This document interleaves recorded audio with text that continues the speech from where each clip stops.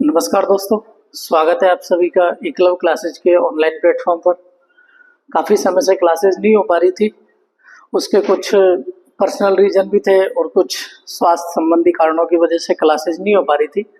तो अब से आपकी जो क्लासेज है वो आगे जो अभी हमारा जो टारगेट रहेगा वो रहेगा चतुर्थ श्रेणी कर्मचारी का जो एग्जाम आने वाला है उस टारगेट की ओर अपन बढ़ेंगे। और उसके लिए अभी जैसे आपको पता है कि सेकंड ग्रेड के एग्जाम भी चल रहे हैं और भारत के संविधान से कहीं ना कहीं क्वेश्चंस के पूछे जाते हैं। उन क्वेश्चंस के लिए मैं आपके लिए भारत के संविधान के जितने भी क्वेश्चन हैं उन क्वेश्चनों को यानी कि मोस्टली सारे क्वेश्चन अपन इस पार्ट में कवर करने वाले हैं। तो इसमें कम से भी कम नहीं तो आपको 120 या 130 के क्वेश्चन मिलेंगे कम से कम। उन क्वेश्चनों को हम कवर करेंगे। उसके साथ में हम संविधान के 1 से लेकर 5 भाग तक जितनी भी सारी चीजें हैं उन सबको कवर करने का प्रयास करेंगे। देखिए दोस्तों, इस सीरीज के अंदर हो सकता है कि चतुर्थ श्रेणी कर्मचारी में आपको 5 के 5 क्वेश्चन जो भारत के संविधान के आने वाले हैं हो सकता है इसी क्लासेज में से मिल जाए। तो इस क्लास को ज्यादा से ज्यादा देखना है, ठीक है दोस्तों। तो आज हम क्लास को शुरू करते हैं। देखिए, पहला सवाल हमारे सामने है कि हमारे संविधान में कितने भाग और कितने अनुच्छेद थे। ठीक है दोस्तों, देखिए यदि हम भारतीय संविधान की बात करें तो भारतीय संविधान में आप सबको पता है कि कितने भाग और कितने अनुच्छेद थे। देखिए दोस्तों, कितने भाग बनाए गए थे? 22 भाग थे हमारे, 395 अनुसूचियां थी, अनुच्छेद थे और 8 अनुसूचियां शुरुआत में लागू की गई। ठीक है, तो यदि मैं बात करूं आपसे तो सबसे पहले भागों की बात करें तो भाग कितने थे दोस्तों? 22 भाग, 395 अनुच्छेद और 8 अनुसूची बनाई गई थी। धीरे धीरे समय के साथ में संविधान में कुछ परिवर्तन हुए और उन परिवर्तनों के आधार पर वर्तमान समय की यदि मैं बात करूं तो वर्तमान समय में अप्रोक्सीमेट आपके जो भाग मिलेंगे वो 25 भाग यानी कि परिशिष्ट को मिला के टोटल 25 भाग हो चुके हैं। यदि अनुच्छेदों की बात करूं तो 425 प्लस अनुच्छेद हो चुके हैं और वर्तमान में अनुसूची कितनी हो चुकी है? 12। ठीक है दोस्तों, तो ये चीज हमें याद रखनी है कि मूल संविधान में 22 भाग और 395 अनुच्छेद थे। कितने अनुच्छेद थे? 22 भाग, 395 अनुच्छेद और 8 अनुसूचियां थी। ठीक है दोस्तों, तो ये चीज याद रखना। वर्तमान की यदि मैं बात करूं तो अनुसूची 12 हो गई है, अनुच्छेद हमारे जो बढ़कर 300 यानी कि 400 प्लस हो चुके हैं। ठीक है, उन सब चीजों को भी। और भाग यदि मैं वर्तमान की बात करूं तो भाग 25 के आसपास हो गए। लेकिन यदि हमें मूल संविधान की पूछा जाए तो मूल संविधान में 22 भाग, 395 अनुच्छेद और 8 अनुसूचियां थी। ठीक है दोस्तों, ये हमारा पहला सवाल है। और ये आपको पता है कि ये जितने भी एग्जाम के ये जितने भी क्वेश्चन है वो सारे के सारे प्रीवियस ईयर एग्जाम के पेपर्स में पूछे गए हैं। ठीक है, चलिए आगे बढ़ते हैं नेक्स्ट सवाल की ओर। देखिए दोस्तों, अगला सवाल है कि संघ और राज्य क्षेत्र की चर्चा संविधान के किस भाग में की गई है। जैसा ही मैंने अभी आपको पहले बताया था कि हमारे देश के संविधान में 22 भाग है और उन 22 भागों में कहीं न कहीं संघ और राज्य क्षेत्र की चर्चा भी मिलती है। तो हम उसके बारे में देखते हैं कि संविधान के कौन से भाग में संघ और राज्य क्षेत्र की चर्चा मिलती है। देखिए दोस्तों, यदि मैं आपसे भाग 1 की बात करूं तो भाग 1 में इसका आंसर भी भाग 1 ही है, क्योंकि भाग 1 में संघ व राज्य क्षेत्र की चर्चा मिलती है। संघ व राज्य क्षेत्र। ठीक है दोस्तों, और यदि इसके अनुच्छेदों की बात करूं तो मैं अनुच्छेद इसमें 1 से लेकर 4 तक आते हैं। कहां से कहां तक आते? 1 से लेकर 4 तक अनुच्छेद इसमें आते हैं। दूसरा ऑप्शन यदि मैं दूसरे की बात करूं तो भाग 2। भाग 2 में हमारी नागरिकता आ जाती है और नागरिकता के लिए यदि मैं बात करूं आपसे तो अनुच्छेदों की बात करूं तो अनुच्छेद 5 से लेकर 11 तक नागरिकता में आते हैं। ठीक है, उसके बाद भाग 3 की बात करें तो भाग 3 में संविधान के मूल अधिकार आते हैं, यानी कि प्रत्येक व्यक्ति को दिए जाने वाले जो मूल अधिकार थे वो संविधान के भाग 3 में लिखे गए। और भाग 3 की यदि मैं बात करूं तो आर्टिकल इसमें 12 से लेकर 35 तक आर्टिकल आते हैं। उसके बाद यदि भाग 4 की बात करूं तो भाग 4 में राज्य के नीति निर्देशक तत्व आते हैं। राज्य के नीति निर्देशक तत्व, जिनको हम डीपीएसपी बोलते हैं, नीति निर्देशक तत्व। और इसके लिए यदि आर्टिकल की बात करूं तो आर्टिकल 36 से लेकर 51 तक आते हैं। ठीक है, तो संविधान के भाग 1 में संघ और राज्य क्षेत्र की चर्चा की गई है। ऐसे ही संविधान की जो अनुसूचियां हैं और अनुसूची 1 में भी भारत के जो संघ और राज्य क्षेत्र की चर्चा की गई है। ठीक है, तो दोस्तों ये भी चीज याद रखनी है कि भारत के संविधान के किस अनुसूची में और किस अनुच्छेद में और किस भाग में। यदि अनुच्छेदों की बात करें तो अनुच्छेद 1 से लेकर 4 तक आते हैं। संघ और राज्य क्षेत्र के लिए भाग की यदि मैं बात करूं तो भाग 1 आ जाता है, और यदि अनुसूची की बात करूं तो अनुसूची पहली आ जाती है। ठीक है दोस्तों, आगे के सवाल की ओर बढ़ते हैं। देखिए अगला सवाल है, अगला सवाल है कि भारत के संविधान के अनुच्छेद 1 में यह घोषित किया गया है कि इंडिया अर्थात भारत है। देखिए दोस्तों, संविधान का यदि हम पहला भाग पढ़ते हैं तो पहले भाग के जो आर्टिकल 1 है उसके अंतर्गत लिखा हुआ है India that is Bharat shall be union of states. India that is Bharat shall be union of states. इसका मतलब होता है कि भारत जो कि इंडिया जो कि भारत है वो राज्यों का संघ होगा। इसमें क्या लिखा हुआ है? राज्यों का संघ लिखा हुआ है। ठीक है, अब देखिए संघ की यदि मैं बात करूं तो संघ 3 प्रकार के वर्ड होते हैं। संघ में यदि मैं बात करूं, देखिए एक तो होता है परिसंघ,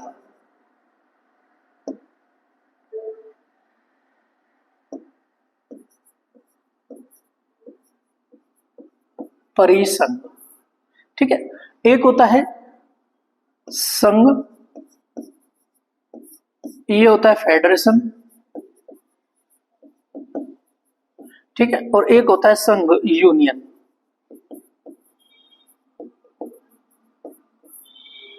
ठीक है, यदि मैं आपसे बात करूं कि भारत के संदर्भ किस कैटेगरी के अंतर्गत आता है तो भारत आता है संघ यूनियन की कैटेगरी में। इस कैटेगरी में आता है हमारा देश भारत, यानी कि ठीक है।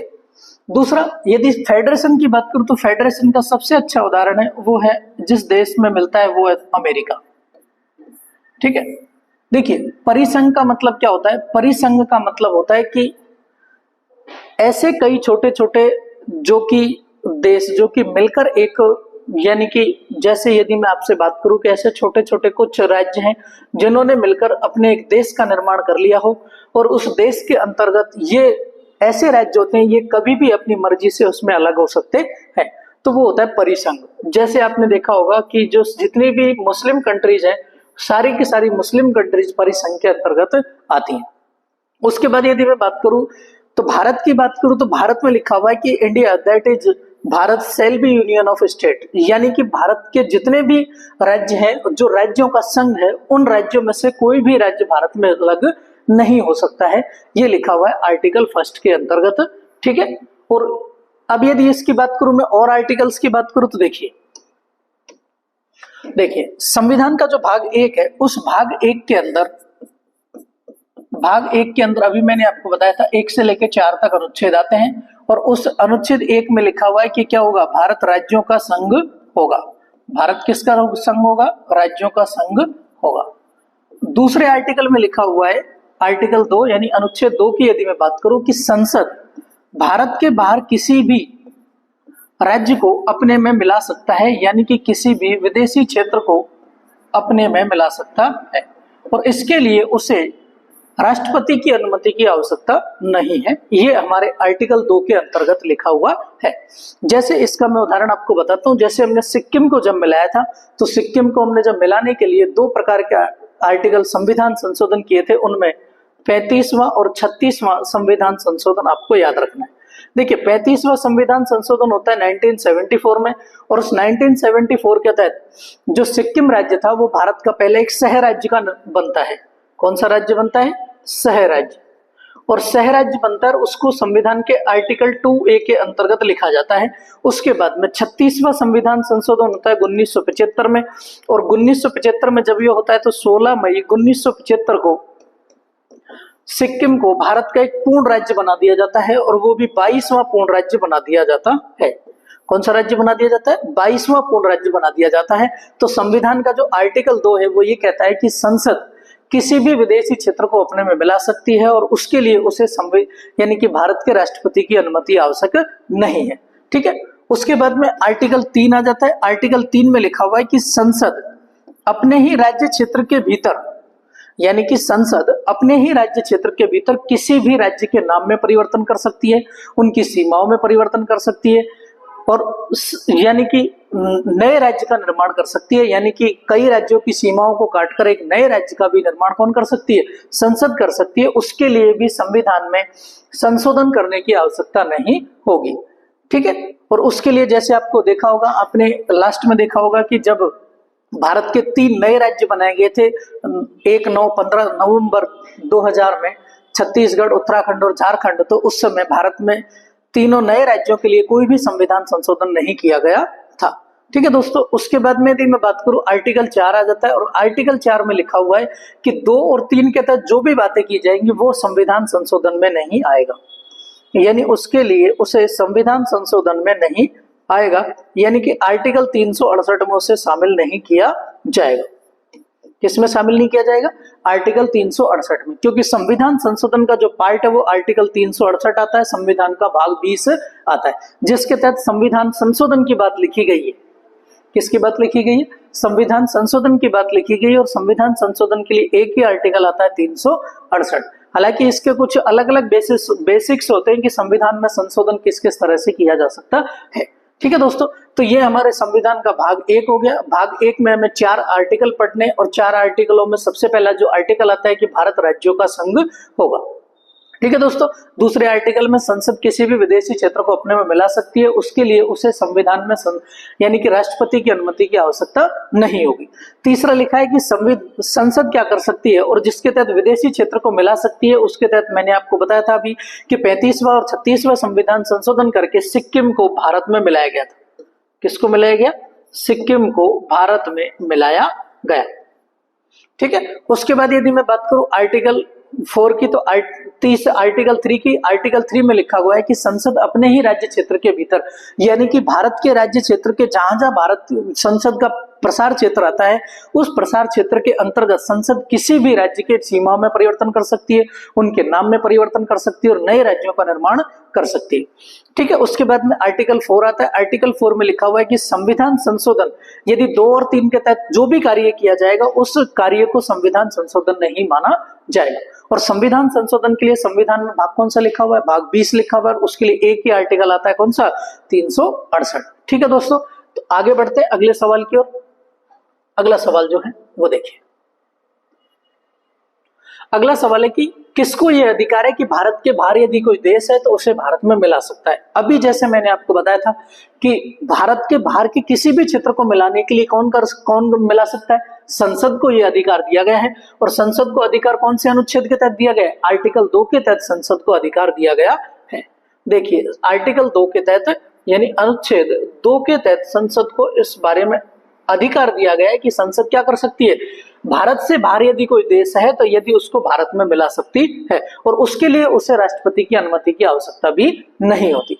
अब हम थोड़ा सा इनके आर्टिकल्स के बारे में देख लेते हैं कि संसद के लिए कौन से आर्टिकल आते हैं। संसद के लिए जो आर्टिकल आ जाता है हमारा वो आ जाता है 79। आर्टिकल कौन सा आ जाता है? 79। और 79 में लिखा हुआ है कि संसद जो बनेगा वो लोकसभा, राज्यसभा और राष्ट्रपति से मिलकर संसद का निर्माण होगा। यानी कि संसद के अंगों की बात करूं तो संसद के अंग होते हैं 3, और संसद के सदनों की बात करूं तो संसद के जो सदन होते हैं वो होते हैं 2। एक तो होता है राज्यसभा और दूसरा होता है लोकसभा, ठीक है। उसके बाद विधानमंडल की बात करूं तो विधानमंडल के लिए जो आर्टिकल आ जाता है वो आता है 168। आर्टिकल कौन सा आ जाता है? 168 आ जाता है, जिसके तहत ये लिखा हुआ है कि आर्टिकल 168 के तहत लिखा हुआ है कि प्रत्येक राज्य में एक विधानमंडल होगा। और विधानमंडल के लिए भी वही बातें आ जाती है कि विधानमंडल के जो अंग होंगे वो कई राज्यों में 3 है, और 3 कितने राज्यों में? मात्र 6 राज्यों में 3 है, क्योंकि 6 राज्यों में ही विधान परिषद बनाई गई है, बाकी किसी भी राज्य में विधान परिषद नहीं है। तो विधानमंडल और विधान परिषद जो आ जाती है वो आर्टिकल 169 आ जाता है, और विधानसभा के लिए जो आर्टिकल आ जाता है 170 आ जाता है, ठीक है दोस्तों। तो ये चीज हमको याद रखनी है कि संसद के लिए जो आर्टिकल आ जाता है वो आ जाता है कौन सा? 79। यही मैं आपको बता देता हूं कि राज्यसभा के लिए देखिए 79 संसद है, और याद रखना है कि राज्यसभा के लिए जो आर्टिकल आ जाता है वो आ जाता है हमारा 80। राज्यसभा के लिए आर्टिकल कौन सा आ जाता है? 80 आ जाता है। और लोकसभा के लिए हमारा जो आर्टिकल आ जाता है वो आ जाता है कौन सा? 81, ठीक है दोस्तों। चलो ये चीज आपको याद रखनी है। और याद क्या रखनी है कि संसद को अधिकार कौन से आर्टिकल के तहत दिया गया है? आर्टिकल 2 के तहत संसद को अधिकार दिया गया है कि संसद क्या कर सकती है, किसी भी बाहरी क्षेत्र को जो कि भारत का नहीं है उसको भी किस में मिला सकती है, अपने राज्य क्षेत्र में मिला सकती है, और वो भी उसके लिए राष्ट्रपति की अनुमति की आवश्यकता नहीं होती है। ठीक है दोस्तों, अगले सवाल की ओर बढ़ते हैं। देखिए अगला सवाल है कि नए राज्य बनाना, उनका नाम और सीमाओं में परिवर्तन करने की शक्ति किसके पास है? अभी जैसे मैंने आपको बताया था कि उसकी शक्ति किसके पास होती है, संसद के पास होती है। और ये किस में लिखा हुआ है? अनुच्छेद 3 में ये बात लिखी गई है कि भारत के राज्य क्षेत्र के भीतर, यानी कि भारतीय राज्य क्षेत्र के भीतर यदि किसी भी राज्य का निर्माण करना हो, उसके राज्य की सीमाओं में परिवर्तन करना हो, या उसके नाम में परिवर्तन करना हो, या नए राज्यों का निर्माण करना हो, उसके तहत काम कौन करेगा? संसद उसके लिए कार्यरत रहेगी। और उसके लिए उसे क्या, किसकी जरूरत नहीं है? राष्ट्रपति की अनुमति की आवश्यकता नहीं है।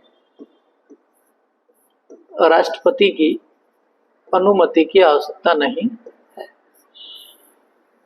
ठीक है दोस्त, उसके बाद देखिए चुनाव आयोग आ जाता है। चुनाव आयोग की यदि मैं बात करूं तो संविधान का भाग आ जाता है 15, और 15 भाग में आर्टिकल 324 से लेकर 329 तक चुनाव आयोग का वर्णन मिलता है। किसका वर्णन मिलता है? आर्टिकल 15 में आ जाता है, सॉरी भाग 15 में आ जाता है चुनाव आयोग। और आर्टिकल कहां से मिलता है?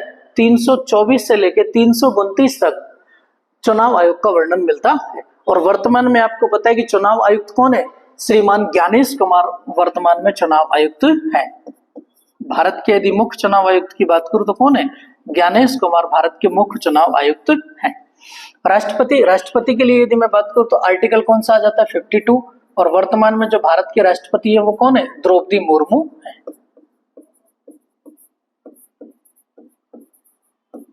द्रौपदी मुर्मू भारत की राष्ट्रपति है। ठीक है, तो ये चीज याद रखना। यदि आपसे पूछ लिया जाए आर्टिकल कौन सा आ जाता है? 52 आ जाता है। चुनाव आयोग की यदि मैं बात करूं तो संविधान के आर्टिकल में कहां से कहां तक? 324 से लेकर 329 तक। और मुख्य चुनाव आयुक्त की बात करूं तो मुख्य चुनाव आयुक्त अभी कौन है? ज्ञानेश कुमार है। ठीक है, देखिए दोस्तों हम कोशिश करेंगे कि इसमें जितने भी क्वेश्चन आएंगे, जितने भी ऑप्शन आएंगे, उन सभी ऑप्शनों को हम डिटेल में अध्ययन करते हुए चलेंगे, क्योंकि हो सकता है कि एक क्वेश्चन से आपको 3 से 4 क्वेश्चन आपको देखने को मिलेंगे।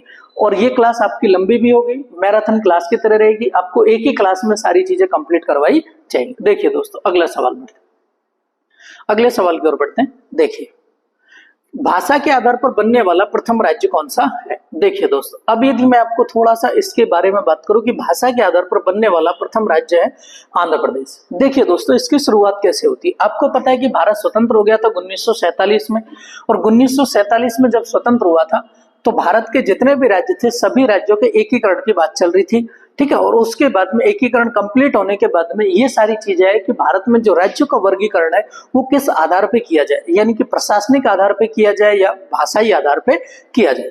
ठीक है, उसके बाद में क्या होता है कि 1948 में एक आयोग बनता है, एस के धर आयोग। कौन सा आयोग बनता है दोस्त? एस के धर आयोग बनता है। एस के धर जो थे वो सुप्रीम कोर्ट के वकील थे, उनकी अध्यक्षता में एक आयोग बनाया जाता है। और उस आयोग का कहना, उस आयोग को इस जांच के लिए बैठाया जाता है कि क्या भारत में राज्यों का जो वर्गीकरण किया जा सकता है क्या भाषाई आधार पर किया जा सकता है या नहीं। दिसंबर 1948 के आसपास ये आयोग बनता है, और उसके बाद जब ये आयोग अपनी रिपोर्ट दे देता है तो ये आयोग भाषाई आधार पर राज्यों का पुनर्गठन करने से मना कर देता है। ये कहता है कि हम भाषा के आधार पर राज्यों का पुनर्गठन नहीं कर सकते हैं, हम सिर्फ प्रशासनिक आधार पर राज्यों का पुनर्गठन कर सकते हैं। उसके बाद में क्या होता है, 1949 में इस आयोग की रिपोर्ट आती है, और उसके बाद में एक समिति और बनती है, जेवीपी समिति। जेवीपी समिति का निर्माण होता है जिसमें 3 सदस्य होते हैं, जवाहरलाल नेहरू, वल्लभ भाई पटेल और पट्टाभी सीतारामैया। और इस समिति ने भी यही सिफारिश दी कि भाषाई आधार पर राज्यों का पुनर्गठन नहीं किया जा सकता है।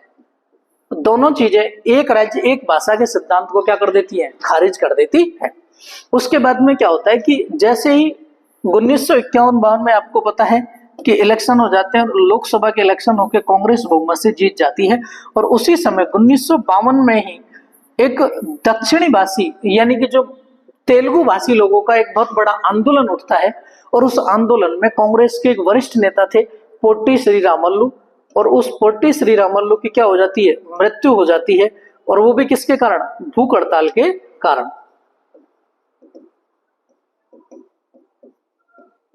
भूख हड़ताल के कारण पोट्टी श्री रामल्लू की मृत्यु हो जाती है, तो मजबूरन 1 अक्टूबर 1953 को भाषाई आधार पर पहला राज्य बनाना पड़ता है, और वो राज्य बनता है हमारा आंध्र प्रदेश। कौन सा राज्य बनता है दोस्तों, आंध्र प्रदेश पहला राज्य बनता है। भाषाई आधार पर बनने वाला पहला राज्य कौन सा था, आंध्र प्रदेश बनता था। और उसके बाद में 1953 में ही एक नया आयोग बनाया जाता है जिसका नाम होता है राज्य पुनर्गठन आयोग। कौन सा आयोग बनता है, राज्य पुनर्गठन आयोग बनता है। राज्य पुनर्गठन आयोग अपनी रिपोर्ट जो देता है वो 1955 में देता है। इस आयोग में 3 लोग शामिल होते हैं, याद रखना कई बार क्वेश्चन एग्जाम में पूछ लिया जाता है कि 1953 में जो राज्य पुनर्गठन आयोग बनता है उस आयोग के अंतर्गत 3 लोग शामिल होते हैं। कौन कौन शामिल होते हैं, एक तो फजल अली आयोग भी बोला जाता है इसको, क्योंकि ये जो आयोग बनता है वो फजल अली की अध्यक्षता में बनता है। फजल अली इलाहाबाद हाईकोर्ट के जज थे, पूर्व जज थे जो सेवानिवृत्त हुए थे, उनकी अध्यक्षता में ये फजल अली आयोग बनता है। और दूसरे व्यक्ति थे HN कुंजरू और M पणिक्कर। 3 व्यक्तियों की अध्यक्षता में ये आयोग बनता है।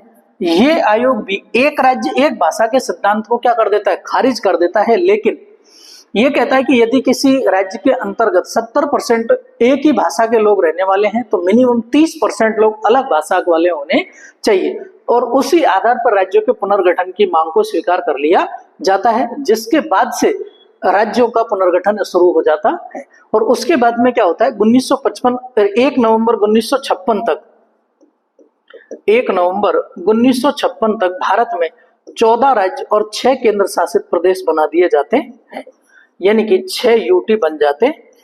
यानी कि कितने राज्य अस्तित्व में आ जाते हैं, 14 राज्य और 6 केंद्र शासित प्रदेश अस्तित्व में आ जाते हैं। तो ये हमारा था, यानी कि राज्यों के पुनर्गठन की जो प्रक्रिया थी वो इस तरह से स्टार्ट हुई थी। तो भाषा के आधार पर बनने वाला पहला राज्य कौन सा है, आंध्र प्रदेश है। ठीक है दोस्तों, तो इसमें हमने जितने भी राज्यों के पुनर्गठन की जो पहलू थे उन सबका डिस्कशन हमने कर लिया। देखिए, ठीक है दोस्तों, आगे बढ़ते हैं। चलिए नेक्स्ट क्वेश्चन की ओर बढ़ते हैं। अगला सवाल है कि किस वर्ष भारतीय राज्यों का भाषा के आधार पर पुनर्गठन किया गया था। देखिए, किस वर्ष, यदि मैं 1956 की अभी मैंने बात करूं तो 1956 में मैंने आपको बताया था कि 1956 में ही क्या किया था, एक राज्य पुनर्गठन आयोग बना था जिसकी रिपोर्ट 1955 में आती है। और 1955 के बाद 1956 से ये सारी चीजें स्टार्ट हो जाती है, जिसमें मैंने आपको बताया था कि राज्य भाषाओं के आधार पर राज्यों का पुनर्गठन स्टार्ट कर दिया जाता है। और उसके आधार पर मैंने आपको बताया था कि 14 राज्य और 6 केंद्र शासित प्रदेश बनाए जाते हैं। 14 राज्य और 6 केंद्र शासित प्रदेश अस्तित्व में आ जाते हैं। ठीक है दोस्तों, चलिए आगे बढ़ते हैं। अगला सवाल देखिए। अगला सवाल है कि 1956 में जो राज्य पुनर्गठन आयोग बनाया गया था उसमें कितने राज्य बने थे। अभी जैसे लेटेस्ट मैंने आपको बताया था, आंसर क्या हो जाएगा इसका, 14 राज्य और 6 केंद्र शासित प्रदेश हो जाएगा। ठीक है दोस्तों, आगे की ओर बढ़ते हैं, अगले सवाल की ओर देखिए। अगला सवाल है कि सिक्किम को राज्य का दर्जा किस वर्ष दिया गया था। देखिए, सिक्किम को राज्य का दर्जा मैंने आपको अभी बताया था कि आर्टिकल 2 के तहत संविधान का जो आर्टिकल 2 है वो ये कहता है कि संसद क्या कर सकती है, किसी भी विदेशी क्षेत्र को अपने में मिला सकती है।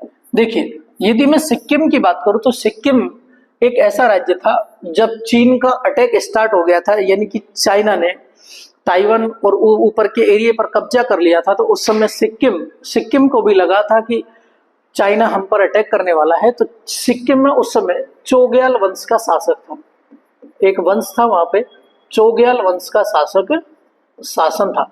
और उस चोग्याल वंश का जो शासन था, उस शासन के समय पर जो राजा थे उन्होंने भारत में ये प्रस्ताव रखा कि हम क्या करेंगे, आपसे मिलकर 1 वर्ष के लिए आपके साथ में रहेंगे। जैसे आपको पता है कि सहायक संधियां होती थी पहले, उसी समय थे ये। इन्होंने क्या किया कि इन्होंने कहा कि 1 वर्ष के लिए हम आपके साथ में रहेंगे। तो उस समय संविधान में संशोधन किया गया, 35वां संविधान संशोधन 1974, और उस जिसके तहत संविधान का जो भारत का जो आर्टिकल था 2 का आर्टिकल था, उसकी जगह एक 2A जोड़ा गया। आर्टिकल कौन सा जोड़ा गया, 2A लिख दिया गया। और 2A में सिक्किम को भारत का सह राज्य बनाया गया। कौन सा राज्य बनाया गया? सह राज्य बनाया गया। और उसके बाद में क्या हुआ कि 1975 में जब 36वां संविधान संशोधन हुआ 1975 में, तो सिक्किम को भारत का पूर्ण राज्य बना दिया गया और सिक्किम भारत का पूर्ण राज्य बनता है 22वां। तो याद रखना दोस्तों, कौन से आर्टिकल, कौन सा वर्ष हुआ था? 1975 हुआ था। संविधान संशोधन होता है उसमें 36वां, जिसके तहत सिक्किम को भारत का पूर्ण राज्य का दर्जा दे दिया जाता है। ठीक है दोस्तों, चलिए आगे की ओर बढ़ते हैं। अगला सवाल देखिए, भारत के संविधान में नागरिकता का प्रावधान कब लागू हुआ? देखिए, हमारा जो भारत का संविधान था वो लागू कब हुआ था? 26 जनवरी 1950। तो लागू कब हुआ था? 26 जनवरी 1950 हुआ था। तो नागरिकता का प्रावधान कब लागू हुआ था? 1950 में लागू हुआ था। देखिए, कुछ जगह आपको ऐसा भी मिल सकता है कि भारत में जो नागरिकता संबंधी जो प्रावधान थे, जब भारत के संविधान को अंगीकृत किया गया था 26 नवंबर 1949 को, उस समय भी भारत के संविधान के कुछ आर्टिकल, कुल मिलाकर 16 आर्टिकल उसी दिन लागू कर दिए गए थे। ठीक है दोस्तों, ये चीज आपको याद रखनी है। ठीक है, तो भारत नागरिकता के प्रावधान की यदि मैं बात करूं, देखिए अब मैं नागरिकता से संबंधित कुछ बातें मैं आपको यहाँ पे बता देता। देखिए, संविधान की यदि नागरिकता की बात करें तो नागरिकता के लिए संविधान का आता है भाग 2। कौन सा भाग आ जाता है? भाग 2 आ जाता है। और उसके लिए आर्टिकल जो लिखे हुए हैं दोस्तों, वो 5 से लेके 11 तक लिखे हुए हैं। कहां से कहां तक लिखे हुए हैं दोस्तों? 5 से लेके 11 तक संविधान के आर्टिकल लिखे हुए हैं। देखिए, अब यदि आर्टिकल, यदि अनुच्छेद 5 की यदि मैं बात करूं तो अनुच्छेद 5 में लिखा हुआ है कि 26 जनवरी 1950 के समय, जो संविधान के लागू होने के समय जितने भी लोग भारत में थे, सभी को भारत की नागरिकता दे दी गई। संविधान अंगीकृत कब किया गया था? 26 नवंबर 1949 को किया गया था, लेकिन संविधान को लागू कब किया गया? 26 जनवरी 1950 को लागू किया गया। और उसी समय से लिखा गया कि 26 जनवरी 1950 से संविधान, यानी कि उस समय से जितने भी लोग भारत के अंतर्गत रह रहे थे, उन सभी को भारत की नागरिकता दे दी गई थी। उसके बाद में आता है आर्टिकल 6। अनुच्छेद 6 की यदि मैं बात करूं तो अनुच्छेद 6 में लिखा हुआ है कि यानी कि ऐसे व्यक्ति जो कि पाकिस्तान से भारत आए थे, उन सभी लोगों को भारत की नागरिकता दे दी गई थी, लेकिन उसके लिए एक डेडलाइन थी 19 जुलाई 1948। 19 जुलाई 1948, यानी इससे पहले जो भी व्यक्ति भारत में आया था उन सभी को भारत की नागरिकता दे दी गई थी। और इसके बाद से परमिट सिस्टम लागू कर दिया गया था। यानी कि 19 जुलाई 1948 के बाद से यदि कोई पाकिस्तानी भारत आया हो तो उसको परमिशन के आधार पर, यानी परमिट के आधार पर भारत में नागरिकता दे दी जाएगी। यानी कि उसको पहले परमिशन लेना पड़ेगा, उसके बाद में भारत में रहना पड़ेगा। ये सारी चीजें थी। यानी कि पाकिस्तान से भारत आने वाले लोगों के लिए जो नागरिकता के जो प्रावधान थे वो आर्टिकल 6 में लिखे हुए थे। उसके बाद में आता है आर्टिकल 7। और आर्टिकल 7 में लिखा हुआ था कि कुछ लोग ऐसे थे जो कि आजादी के पहले पाकिस्तान से भारत, यानी कि भारत से पाकिस्तान चले गए। भारत से कहां चले गए? पाकिस्तान चले गए और पाकिस्तान से फिर वापस भारत आ गए। तो ऐसे लोगों के लिए नागरिकता, और उन लोगों के लिए भी डेडलाइन यही थी 19 जुलाई 1948 तक भारत की नागरिकता का प्रावधान किया गया। ठीक है, उसके बाद में यदि मैं आर्टिकल 8 की बात करूं तो अनुच्छेद 8 में लिखा हुआ है कि भारत का कोई भी व्यक्ति स्वेच्छा से दूसरे देश में भ्रमण कर सकता है, शादी कर सकता है, व्यापार कर सकता है, उसकी भारत की नागरिकता बनी रहे। किसमें लिखा हुआ? आर्टिकल 8 में लिखा हुआ है कि कोई भी व्यक्ति भारत में, विदेश में क्या कर सकता है? विदेश में घूम सकता है, जॉब कर सकता है, पढ़ाई कर सकता है, जो भी काम करना हो कर सकता है, उसकी भारत की नागरिकता बनी रहे। उसके बाद आर्टिकल 9 में लिखा हुआ है कि यदि कोई व्यक्ति दूसरे देश की नागरिकता ग्रहण कर लेगा तो उसे क्या किया जाएगा? भारत की नागरिकता उसकी स्वतः ही समाप्त हो जाएगी। ठीक है, उसके बाद आर्टिकल 10 में लिखा हुआ है कि कोई भी व्यक्ति, यानी कि संसद चाहेगी कि किसी भी व्यक्ति की नागरिकता खत्म नहीं हो, यानी कि संसद विधि के द्वारा ये विधि बनाकर ये चाहेगी कि प्रत्येक व्यक्ति की नागरिकता क्या रहे? बनी रहे। उसके बाद आर्टिकल 11 में लिखा हुआ है कि यानी कि नागरिकता से संबंधित जो भी प्रावधान होंगे वो सारे के सारे संसद विधि के द्वारा, यानी कि कानून बनाकर नागरिकता से संबंधित प्रावधानों को लागू करेगी। और उसका जो पूरा मसौदा होगा वो किसके द्वारा तैयार किया जाएगा? गृह मंत्रालय के द्वारा तैयार किया जाएगा। ठीक है दोस्तों, तो ये चीज याद रखना कि आर्टिकल संविधान के भाग 2 में नागरिकता आती है। आर्टिकल कहां से कहां तक आ जाते हैं, 5 से लेकर 11 तक आर्टिकल आ जाते हैं, और ये सारी चीजें आपको याद रखनी है। चलिए दोस्तों, तो इसका आंसर क्या हो जाएगा, 1950 में नागरिकता के प्रावधान लागू हो जाते हैं। हालांकि अंगीकृत कब कर लिया जाता है संविधान को, 26 नवंबर 1949 को अंगीकृत कर लिया जाता है संविधान सभा के द्वारा, और उसी दिन 16 आर्टिकल इसमें लागू कर दिए जाते हैं। ठीक है, चलिए अगले सवाल की ओर बढ़ते हैं। अगला सवाल है कि भारतीय नागरिकता किसके द्वारा दी जाती है। देखिए, अभी मैंने आपको बताया था कि जो पूरा का पूरा जो मसौदा है, यानी कि कानून बनाकर कौन देगा, संसद विधि पारित करेगी, और विधि पारित करके और उस विधि का जो कानून मसौदा बनेगा वो किसके द्वारा बनाया जाएगा, गृह मंत्रालय के द्वारा बनाया जाएगा। ठीक है, तो भारत में नागरिकता देने का काम किसका है, गृह मंत्रालय का होता है। देखिए, भारत के राष्ट्रपति के लिए मैंने आर्टिकल अभी बताया था, आर्टिकल 52 से स्टार्ट होते हैं, यानी कि कार्यपालिका। प्रधानमंत्री के लिए आर्टिकल 74 और 75 आ जाते हैं, जिसमें 74 में मंत्री परिषद आ जाती है और 75 में प्रधानमंत्री की नियुक्ति आ जाती है और मंत्री परिषद की नियुक्ति आ जाती है। ठीक है, और ये हमारे देश का विदेश मंत्रालय है। ठीक है, चलिए, गृह मंत्रालय आपको पता ही है कि गृह मंत्रालय किसके पास है, अमित शाह के पास है, और विदेश मंत्रालय किसके पास है, एस जयशंकर के पास में है। चलिए दोस्तों, आगे की ओर बढ़ते हैं। अगला सवाल, कौन सी संस्था नागरिकता अर्जन के लिए शर्त निर्धारित कर सकती है, कौन सी संस्था कर सकती है, कौन सी संस्था कर सकती है, संसद। यानी कि नागरिकता संबंधित जो भी निर्धारण करना होगा वो किसके द्वारा किया जाएगा, संसद के द्वारा किया जाएगा। चुनाव आयोग के द्वारा नहीं किया जाएगा, राष्ट्रपति के द्वारा नहीं किया जाएगा, और संसद और विधानसभा इसमें नहीं होगी, क्योंकि जो मंत्रालय का काम है, नागरिकता देने का काम है, वो किसका है, सिर्फ संसद का है। और संसद में भी नागरिकता किसके द्वारा दी जाती है, गृह मंत्रालय के द्वारा नागरिकता दी जाती है। ठीक है, इनके आर्टिकल मैंने आपको बताई दिए। संसद 79 में आती है, राष्ट्रपति 52 में आता है, चुनाव आयोग 324 से 332 तक आर्टिकल्स में आते हैं। चलिए दोस्तों, विधानसभा मैंने आपको बताया था आर्टिकल 170 आता है। ठीक है, चलिए अगले सवाल की ओर बढ़ते हैं। अगला सवाल है कि भारत में नागरिकता किन विधियों के द्वारा प्राप्त की जाती है। देखिए दोस्तों, भारत में जो नागरिकता दी जाती है वो कितने प्रकार से दी जाती है, 5 प्रकार से दी जाती है। कितने प्रकार से, 5 प्रकार से दी जाती है। देखिए, भारत में एक नागरिकता संशोधन अधिनियम बनता है 1955 का, और उस 1955 के अधिनियम में पहली बार ये किया गया कि भारत में जो नागरिकता मिलेगी वो 5 प्रकार से दी जाएगी, और 5 प्रकार से दी जाएगी। उनमें पहला जो वजह थी वो थी जन्म से नागरिकता। कब से, जन्म से नागरिकता।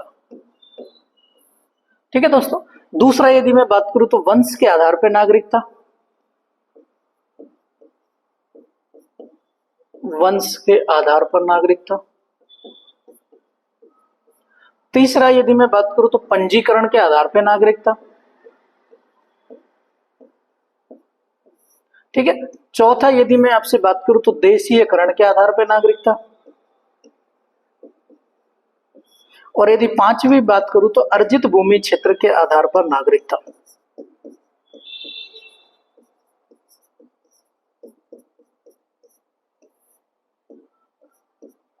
अर्जित भूमि क्षेत्र के आधार पर नागरिकता। ठीक है, अब देखिए, 1900 जब पहली बार 1986 में इसमें संशोधन किया गया, जन्म से नागरिकता।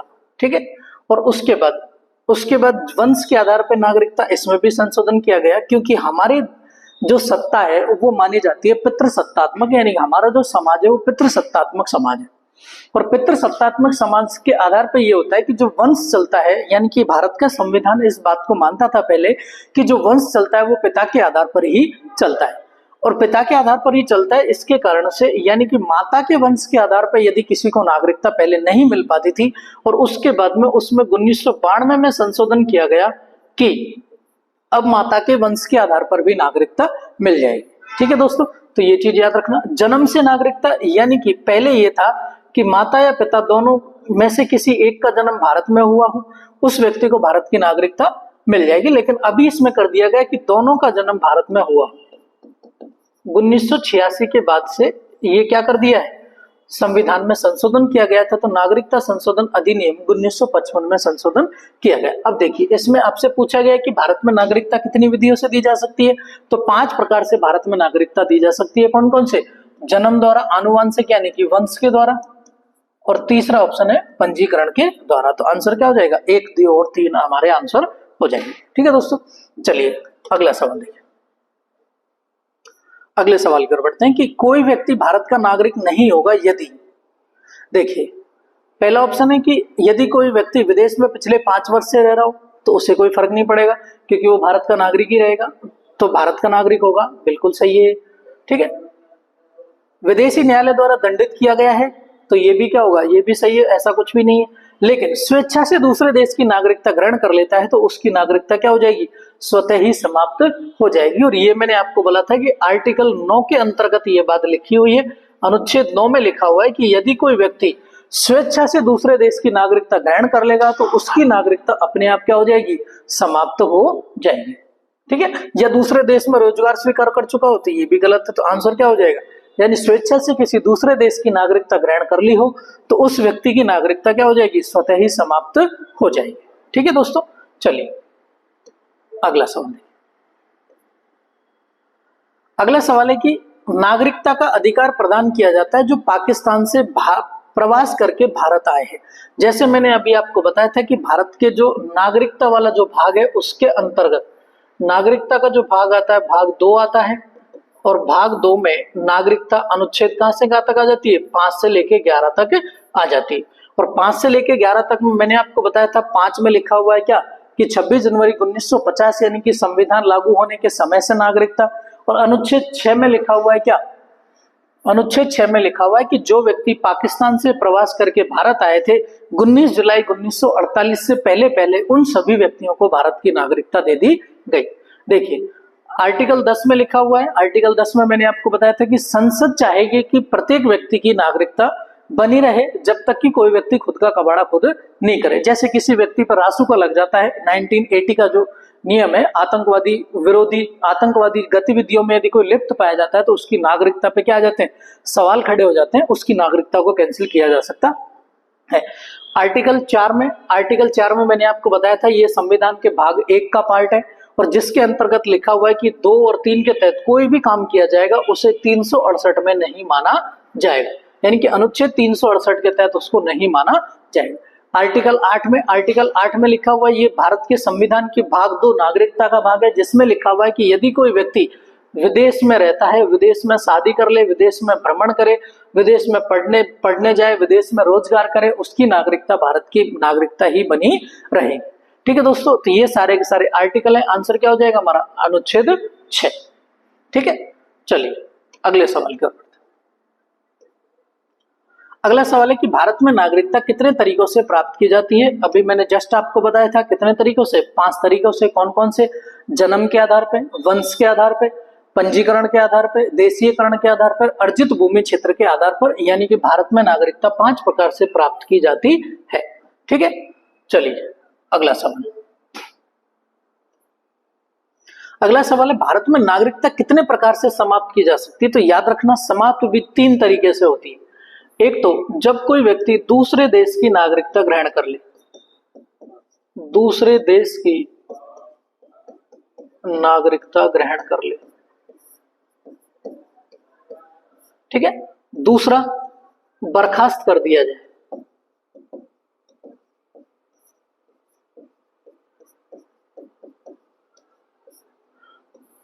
यानी कि उसकी नागरिकता को क्या कर दिया जाए? बर्खास्त कर दिया जाए। या फिर यदि कोई व्यक्ति संविधान विरोधी कार्य करे तो उसकी नागरिकता क्या कर दी जा सकती है? समाप्त कर दी जा सकती है। संविधान विरोधी कार्य करने पर, तो यानी कि 3 प्रकार से हमारे देश में किसी भी व्यक्ति की नागरिकता को क्या कर दिया जाता है? खत्म किया जा सकता है। चलिए दोस्तों आगे की ओर बढ़े, चलिए अगला सवाल देखिए। अगला सवाल है कि अब देखिए, अब ये आ जाते हैं मूल अधिकारों से संबंधित सवाल आ जाते हैं कि आर्टिकल विधि के समक्ष समता भारत के संविधान के कौन से आर्टिकल में दी गई है? तो याद रखना दोस्तों, आर्टिकल जो आता है वो आता है 40। कौन सा आर्टिकल आ जाता है? 40 आर्टिकल आ जाता है। देखिए विधि के समक्ष समता जो है, यदि उसकी बात करूं मैं, विधि के समक्ष समता आर्टिकल 14, और एक आता है विधि के समान संरक्षण।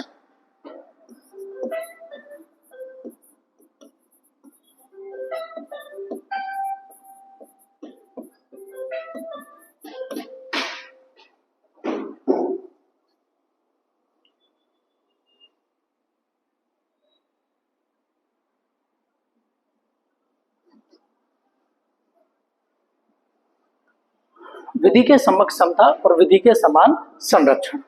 ठीक है दोस्तों, विधि के समक्ष समता और विधि के समान संरक्षण, यदि समान संरक्षण की यदि मैं बात करूं तो ये हमारा जो पार्ट है वो लिया गया है अमेरिका से। ठीक है, और विधि के समक्ष समता जो पार्ट है वो लिया गया है इंग्लैंड यानी कि ब्रिटेन से। और इसके तहत ये लिखा गया कि एक स्टेटमेंट भी है जो एग्जाम में पूछा जाता है कि एवी डाइसी एक व्यक्ति थे, उसने कहा था कि विधि के समान संरक्षण, विधि के समक्ष समता ही सबसे अच्छा क्या है, शासन माना जाता है। ठीक है, इसका मतलब ये होता है कि दोनों का मतलब ये होता है कि विधि के समान संरक्षण यानी कि विधि सबको समान तरीके से कार्य करेगी, और इसमें लिखा हुआ है कि विधि के समक्ष समता यानी कि कानून की नजर में सभी लोग क्या होंगे, बराबर होंगे। ठीक है, ये सारी बातें इसमें लिखी हुई है। अब देखिए आर्टिकल की यदि मैं बात करूं, आर्टिकल 13 में लिखा हुआ है अल्पीकरण। क्या लिखा हुआ है, अल्पीकरण। देखिए संविधान का जो भाग है भाग 3 में हमारे स्टार्ट हो जाते हैं मूल अधिकार, और मूल अधिकारों की यदि मैं बात करूं आपसे, देखिए मैं थोड़ा सा इसको और डिटेल में जाते हैं अपन। देखिए संविधान का एक भाग है भाग 3, और भाग 3 में मूल अधिकार लिखे गए हैं यानी कि फंडामेंटल राइट्स। और यदि मूल अधिकारों की बात करूं तो मूल अधिकारों के लिए आर्टिकल जो लिखे गए हैं वो 12 से 35 तक लिखे गए हैं। आर्टिकल कहां से कहां तक है, 12 से लेके 35 तक आर्टिकल इसके अंतर्गत आते हैं। ठीक है, अब यदि मूल अधिकारों की बात करूं तो ये अमेरिका के संविधान से लिए गए हैं। ठीक है, और उसके बाद यदि इनको मैग्ना कार्टा भी कहा जाता है, क्या कहा जाता है इनको, मैग्ना कार्टा भी कहा जाता है। मैग्ना कार्टा अधिकार प्रपत्र होता है। ठीक है, और उसके बाद और संविधान के कौन से भाग को कहा जाता है, भाग 3 को कहा जाता है। देखिए यदि मैं मूल संविधान की बात करूं तो मूल संविधान में 7 मूल अधिकार दिए गए थे। मूल संविधान में कितने दिए गए थे, 7 मूल अधिकार दिए गए थे, लेकिन वर्तमान में कितने हैं, 6 मूल अधिकार हैं। एक जो संपत्ति का अधिकार था, संपत्ति के अधिकार को मूल अधिकार से हटाकर संपत्ति का अधिकार, जिसे मूल अधिकार से हटा दिया गया और हटाया गया 44वें संविधान संशोधन 1978 के द्वारा। और जब इसे हटाया गया तो इसे हटाकर बाद में संविधान के भाग 12 के अंतर्गत लिख दिया गया, और भाग 12 में अनुच्छेद कहां से कहां तक, यानी कि भाग अनुच्छेद 300 के में इस आर्टिकल को लिख दिया गया, यानी कि संपत्ति के अधिकार को अभी वर्तमान में विधिक अधिकार बना दिया गया है। विधिक अधिकार बना दिया गया। याद रखना दोस्तों, कई बार सवाल पूछ लेता है कि संपत्ति का अधिकार संविधान के कितने जगह पे लिखा हुआ था, तो याद रखना आर्टिकल 131 में लिखा हुआ था और 119F में लिखा हुआ था, और इन दोनों की वजह से ही अब इसको क्या कर दिया गया है, हटा दिया गया है, यानी कि इसको मूल अधिकार से हटाकर क्या कर दिया गया है, यानी कि इसको विधिक अधिकार बना दिया गया। और विधिक अधिकार बनाया गया 44वें संविधान संशोधन द्वारा, और ये हुआ था 1978 में। याद रखना, इस समय कई बार सवाल ये भी पूछ लेता है कि किसकी सरकार थी, तो इस समय जो सरकार थी वो मोरारजी देसाई की सरकार थी, जनता दल की सरकार थी। ठीक है दोस्तों, अब यदि मैं आपसे बात करूं कि आर्टिकल 13 के अंतर्गत लिखा हुआ है अल्पीकरण। अल्पीकरण का मतलब होता है कानून की जो परिभाषा लिखी गई है वो आर्टिकल 13 में ही लिखी गई है।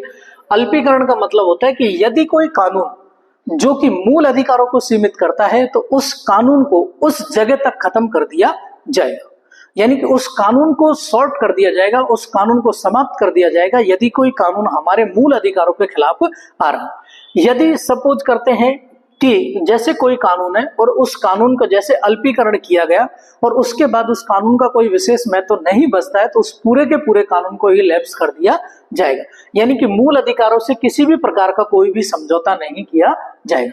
आर्टिकल जो 12 है उसमें राज्य की परिभाषा लिखी गई है, ठीक है। आर्टिकल 14 में विधि के समक्ष समानता और विधि के समक्ष संरक्षण की बात की गई है। आर्टिकल 15 की यदि मैं बात करूं तो आर्टिकल 15 देखिए, आर्टिकल जो 14 से लेके 18 तक, 14 से लेके जो हमारे आते हैं 18 तक, वो आते हैं समता का अधिकार, समता या समानता के अधिकार, ठीक है दोस्तों। उसके बाद 19 से लेके 21 तक जो आता है वो आता है स्वतंत्रता के अधिकार,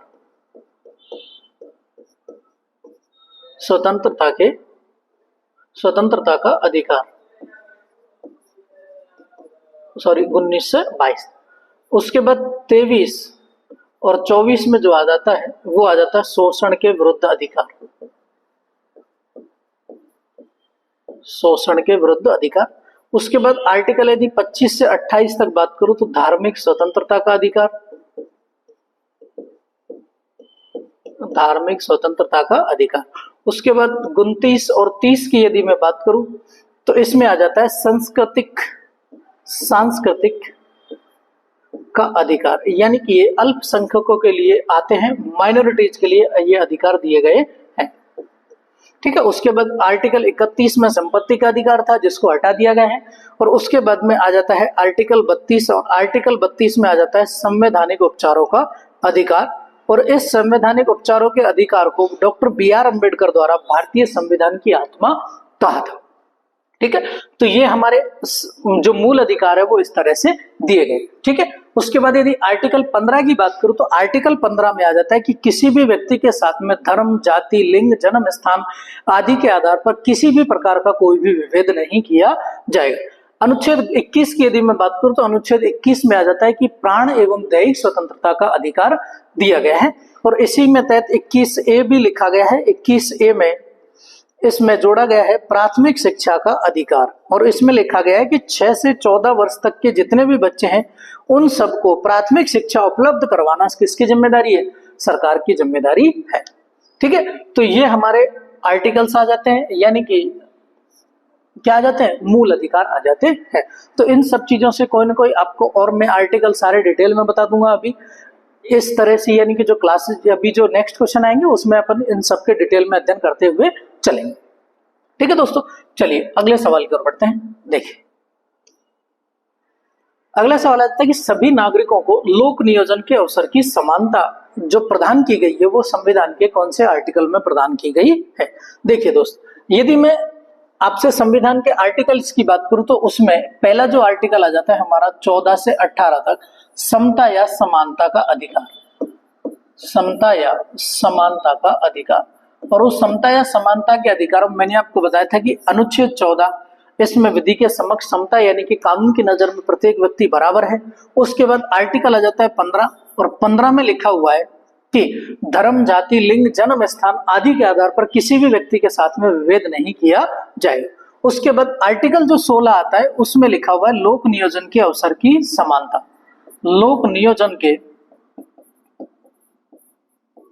अवसर की समानता।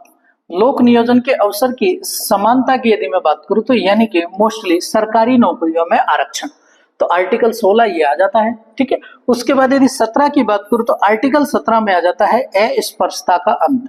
ये भी बहुत मोस्ट इंपोर्टेंट आर्टिकल है, ये कई बार बहुत सारे एग्जामों में पूछा गया है, ठीक है, अस्पृश्यता का अंत। उसके बाद आर्टिकल 18 में आ जाता है हमारा उपाधियों का अंत, उपाधियों का अंत किसमें आ जाता है? आर्टिकल 18 में आ जाता है, ठीक है। उसके बाद यदि मैं इन आर्टिकलों की बात करूं तो इन आर्टिकलों में आर्टिकल 22 में आ जाता है निवारक निरोध अधिनियम, निवारक निरोध अधिनियम,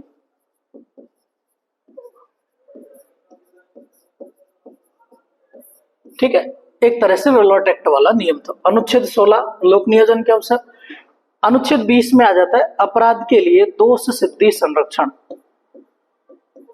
अपराध के लिए दोष सिद्धि संरक्षण, ठीक है। उसके बाद आर्टिकल 25 में आ जाता है धार्मिक स्वतंत्रता का अधिकार, और उसमें लिखा गया कि अंतःकरण से किसी भी व्यक्ति को किसी भी धर्म को मानने की स्वतंत्रता दी गई है। ठीक है दोस्तों, तो ये हमारे आर्टिकल 14 से लेके 18 तक थे। याद रखना 14 से लेके 18 तक में समता या समानता का अधिकार आता है, जिसके तहत आर्टिकल 14 में विधि के समक्ष समता और विधि के समान संरक्षण आ जाता है। उसके बाद आर्टिकल 15 में आ जाता है जाति, धर्म, लिंग, जन्म स्थान आदि के आधार पर किसी भी व्यक्ति के साथ में विभेद नहीं किया जाएगा। उसके बाद आर्टिकल 16 में आ जाता है लोक नियोजन के अवसर की समानता। आर्टिकल 17 में आ जाता है अस्पृश्यता का अंत, और 18 में आ जाता है उपाधियों का अंत। याद रखना दोस्तों, ये काफी सारे आर्टिकल, हम सारे आर्टिकल्स के बारे में पढ़ेंगे, जितने भी आर्टिकल्स इस संविधान के भागों में आएंगे। ठीक है, तो हमारा आंसर क्या हो जाएगा? आर्टिकल 16। ठीक है, चलिए आगे की ओर बढ़ते हैं। अगला फिर आ गया अस्पृश्यता का पूर्ण रूप से निषेध करता है। तो अस्पृश्यता का जो निषेध करता है कौन सा आर्टिकल करता है? आर्टिकल 17 करता है। देखिए आर्टिकल 14 विधि के समक्ष समता, आर्टिकल 18 उपाधियों का अंत, उपाधियों का अंत, 17 में अस्पृश्यता का अंत,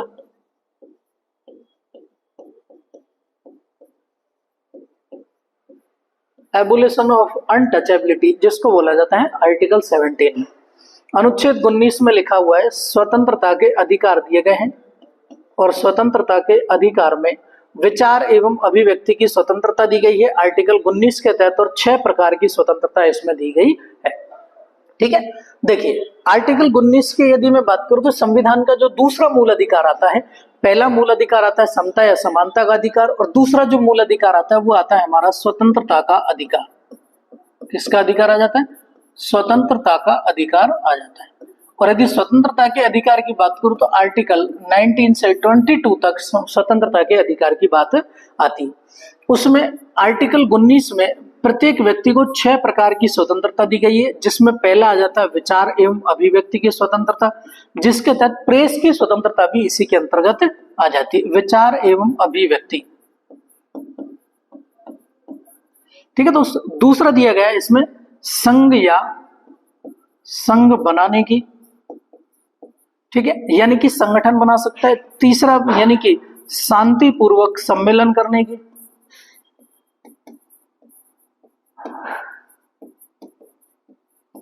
चौथा आता है यानी कि भारतवर्ष में कहीं भी घूमने की, व्यापार करने की और निवास करने की 6 प्रकार की स्वतंत्रताएं प्रत्येक व्यक्ति को प्रदान की गई है। ठीक है, उसके बाद में आर्टिकल 20 आ जाता है। आर्टिकल 20 में आ जाता है अपराध से दोष सिद्धि संरक्षण। इसमें 3 तरह की बातें आती हैं, और अपराध से दोष सिद्धि संरक्षण में 3 बातें आती हैं। 3 बातों में ये कहा गया कि जब तक किसी व्यक्ति को न्यायालय द्वारा दोषी करार नहीं दिया जाता वो व्यक्ति अभियुक्त रहेगा। क्या रहेगा? अभियुक्त रहेगा। दूसरा इसमें आ जाता है कि किसी भी व्यक्ति को एक ही अपराध के लिए एक से अधिक बार सजा का प्रावधान नहीं होगा, यानी कि एक ही व्यक्ति को एक से अधिक बार एक ही अपराध के लिए सजा नहीं दी जाएगी। ठीक है, और तीसरा आ जाता है कि किसी भी व्यक्ति को अपने ही खिलाफ गवाही देने के लिए मजबूर नहीं किया जाएगा। ठीक है दोस्तों, तो ये हमारे आर्टिकल। उसके बाद में 20 में आ जाता है 21 में प्राण एवं दैहिक स्वतंत्रता का अधिकार आ जाता है। प्राण एवं दैहिक स्वतंत्रता का अधिकार। ठीक है, अभी जैसे कई बार ऐसा होता है कि एग्जाम में थोड़ा सा सवाल को चेंज कर देता है, और सवाल चेंज करके पूछता है कि आप सड़क पे जा रहे हो और सड़क पे एक पुलिस वाले ने आपका हेलमेट नहीं होने की वजह से चालान काट दिया, तो बताइए कि इसमें कौन से आर्टिकल का उपयोग किया गया है? तो कौन से आर्टिकल का उपयोग किया गया? प्राण एवं दैहिक स्वतंत्रता का अधिकार का आर्टिकल का प्रयोग किया गया है। ठीक है दोस्तों, चलिए आगे की ओर बढ़ते हैं। उसके बाद यदि मैं इसमें बात करूं तो निजता का अधिकार भी आर्टिकल 21 के तहत ही आता है। ठीक है, उसके बाद में 21A में लिखा हुआ है प्राथमिक शिक्षा का अधिकार। प्राथमिक शिक्षा का अधिकार, और जिसे जोड़ा गया था 86वां संविधान संशोधन 2002 के द्वारा। कौन से संविधान संशोधन के द्वारा जोड़ा गया? 86वां संविधान संशोधन किया गया था 2002 में, जिसके तहत इसको जोड़ा गया था आर्टिकल 21A को। और इसके साथ में इसको मूल कर्तव्यों के 11वां मूल कर्तव्य के रूप में जोड़ा गया। ठीक है, उसके बाद आर्टिकल 22 और आर्टिकल 22 में आता है निवारक निरोध अधिनियम, जिसके तहत ये किया गया कि किसी भी व्यक्ति को बिना पूछे बिना ताछे एक तरह से किसी भी व्यक्ति को नजरबंद कर देना, यानी कि उसको गिरफ्तार कर लेना। ठीक है दोस्तों, तो ये हो गया हमारा स्वतंत्रता का अधिकार। चलिए, इसका सवाल का आंसर हो जाएगा अस्पृश्यता का अंत कौन से, अनटच एबुलेशन ऑफ अनटचेबिलिटी, आर्टिकल कौन सा 17 इसमें आ जाएगा। ठीक है, चलिए अगला देखिए। अगला सवाल है कि संविधान का अनुच्छेद 17 और 18 निम्न में से क्या प्रावधान करता है। देखिए 17 और 18 की यदि मैं बात करूं तो ये आते हैं समानता में। किसमें आते हैं, समानता में। और समानता की यदि मैं बात करूं समानता के अधिकार में, तो समानता के अधिकार में कौन सी समानता आती है, सामाजिक समानता आती है, क्योंकि अनुच्छेद 17 में लिखा हुआ एबुलेशन ऑफ अनटचेबिलिटी यानी कि अस्पृश्यता का अंत, और आर्टिकल 18 में लिखा हुआ उपाधियों का अंत।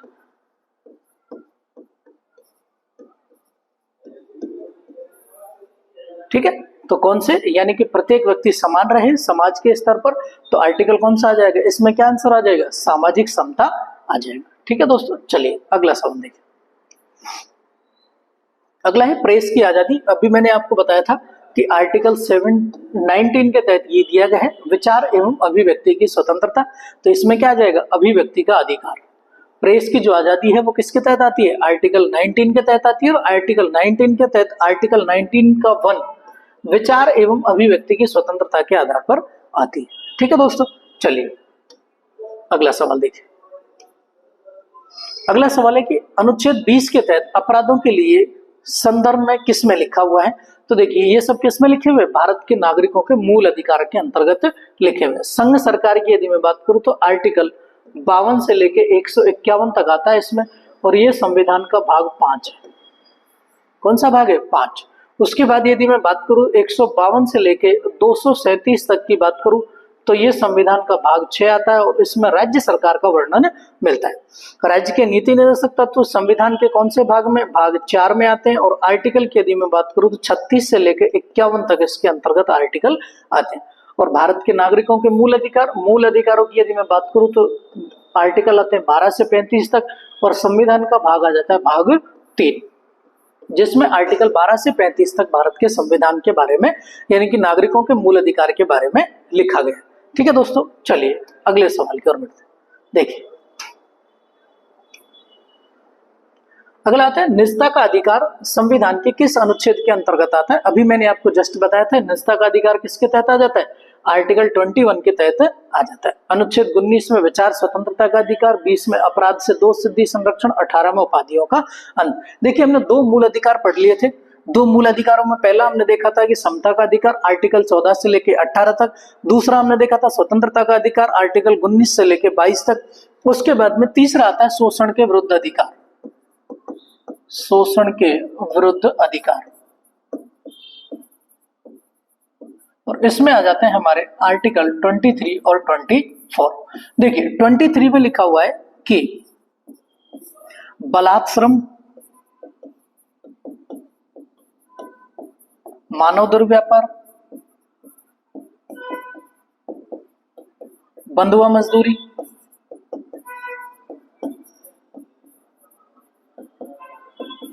इन सबको रोकने की बात जो की गई है वो किसके तहत की गई है, आर्टिकल 23 के तहत की गई है। और उसके बाद आर्टिकल 24 में आ जाता है कि 14 वर्ष से कम आयु के बच्चों को, यानी कि 14 वर्ष से कम आयु के बच्चों को खानों, कारखानों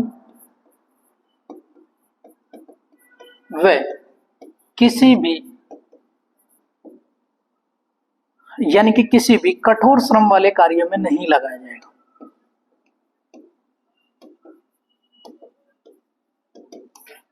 ठीक है दोस्तों, ये आ जाता है हमारा शोषण के विरुद्ध अधिकार। और शोषण के विरुद्ध अधिकार में कितने आर्टिकल आ जाते हैं, 2 आर्टिकल आ जाते हैं, 23 और 24। और इसके तहत हम क्या करते हैं, बलात्श्रम, बंधुआ मजदूरी, मानव दुर्व्यापार आदि सभी को क्या किया गया है, रोका गया है। आर्टिकल 24 में लिखा गया है कि 14 वर्ष से कम आयु के बच्चों को खानों, कारखानों आदि में क्या किया जाएगा, यानी कि काम पर नहीं लगाया जाएगा। ठीक है, उसके बाद में अगला देखिए, अगला सवाल देखिए। अगला आ जाता है अनुच्छेद 21 के अनुसार प्राण एवं दैहिक स्वतंत्रता का अधिकार संदर्भित है, किसमें संदर्भित है? भारत के नागरिकों के मूल अधिकारों। देखिए दोस्तों, अभी मैंने आपको बताया था शोषण के विरुद्ध अधिकार, और उसके बाद में हमारा जो पांचवा यानी कि जो अगला मूल अधिकार आ जाता है वो आ जाता है धार्मिक स्वतंत्रता का अधिकार। धार्मिक स्वतंत्रता का अधिकार, और उसके लिए आर्टिकल आ जाते हैं 25 से लेकर 28 तक। ठीक है, धार्मिक स्वतंत्रता के अधिकार की बात करूं मैं तो 25 से लेकर 28 तक आर्टिकल आते हैं, जिसमें यदि आर्टिकल 25 की बात करूं तो अंतःकरण से धर्म को मानने की स्वतंत्रता दी गई है। अंतःकरण से धर्म को मानने की स्वतंत्रता।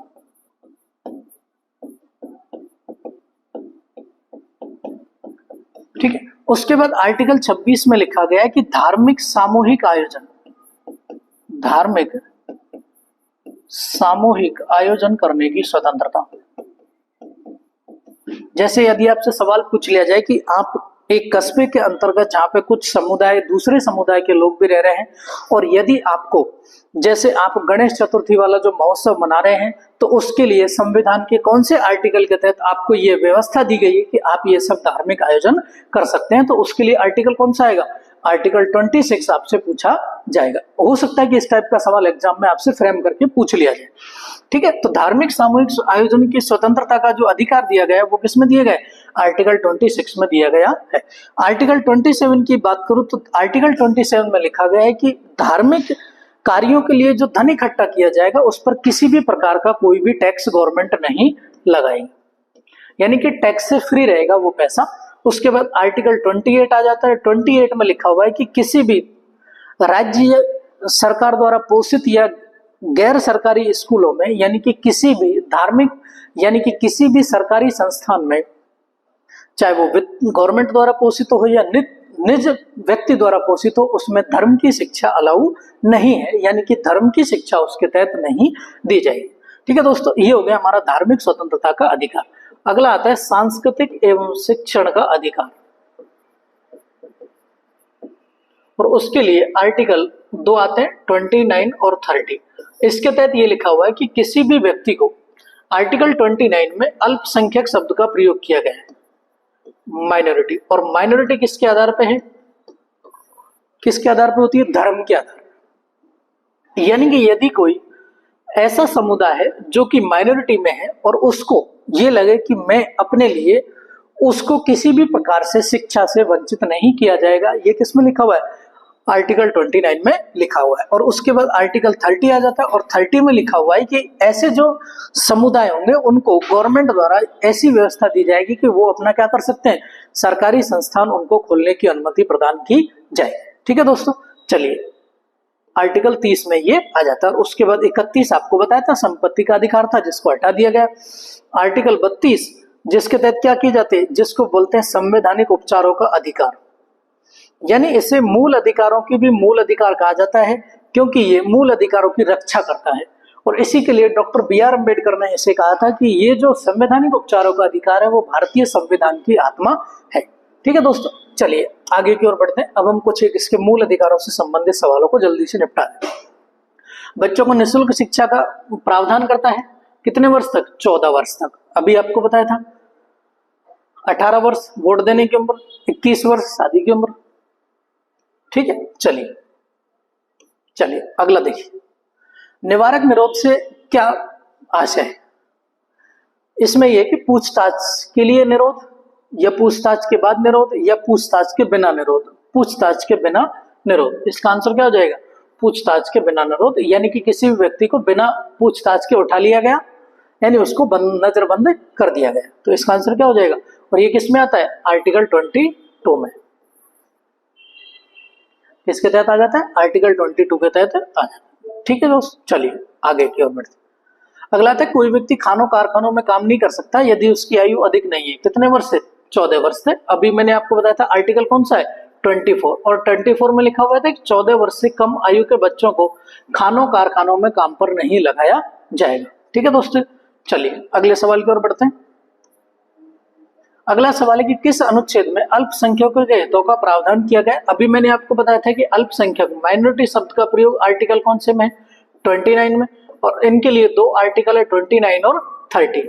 29 में यानी कि अल्पसंख्यकों को यानी कि माइनॉरिटीज को क्या किया जाएगा, शिक्षा से वंचित नहीं किया जाएगा, यानी कि किसी भी समुदाय को जो कि अल्पसंख्यक में हो उसको शिक्षा से वंचित नहीं किया जाएगा, या उनकी सांस्कृतिक या परिवेश के आधार पर उनको शिक्षा से वंचित नहीं किया जाएगा, आर्टिकल 29। और यदि कोई ऐसा समुदाय जो अपने लिए शिक्षण संस्थान बनाना चाहता है तो ऐसे समुदायों को गवर्नमेंट द्वारा अनुदान दिया जाएगा, ये लिखा हुआ है आर्टिकल 30 के अंतर्गत। ठीक है दोस्तों, चलिए इसमें मैंने सारे आर्टिकल बता दिए। आर्टिकल 32 संवैधानिक उपचारों का अधिकार। चलिए अगला सवाल। अगला सवाल है कि भारतीय संविधान में अल्पसंख्यकों को मान्यता किस आधार पर दी जाती है। अभी मैंने जस्ट बताया था किस आधार पर दी जाती है, धर्म के आधार पर मान्यता दी जाती है। ठीक है, चलिए अगला है किस अनुच्छेद को भारतीय संविधान के निर्माता ने कहा कि यह संविधान की आत्मा और उसका हृदय है। किस अनुच्छेद को कहा है, आर्टिकल 32 को। देखिए आर्टिकल 14 आपने पढ़ लिया, 19 आपने पढ़ लिया, आर्टिकल 356 ये इसको बोलता है राजकीय आपातकाल।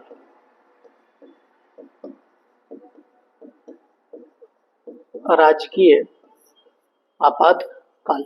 देखिए संविधान का एक भाग आता है 18 और उस भाग 18 में आपात उपबंध का वर्णन किया गया है, आपात उपबंध, और आर्टिकल इसके लिए आ जाते हैं 352 से लेके 360 तक। ठीक है, देखिए दोस्तों संविधान का एक भाग है भाग 18 और भाग 18 में आपात उपबंध का वर्णन किया गया है। और आपात उपबंध की यदि मैं बात करूं तो इसके लिए जो आर्टिकल आते हैं वो आते हैं 352 से लेके 360 तक, और जिसमें 3 प्रकार के आपातकालों का वर्णन किया गया है। 3 प्रकार के कौन कौन से हैं, पहला लगता है राष्ट्रीय आपातकाल, राष्ट्रीय आपातकाल, और राष्ट्रीय आपातकाल लगता है आर्टिकल 352 के तहत। दूसरा लगता है राजकीय आपातकाल,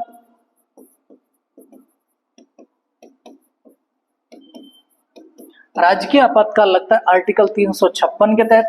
और तीसरा जो लगता है वो लगता है वित्तीय आपातकाल, और वित्तीय आपातकाल की यदि मैं बात करूं तो वित्तीय आपातकाल लगता है आर्टिकल 360 में।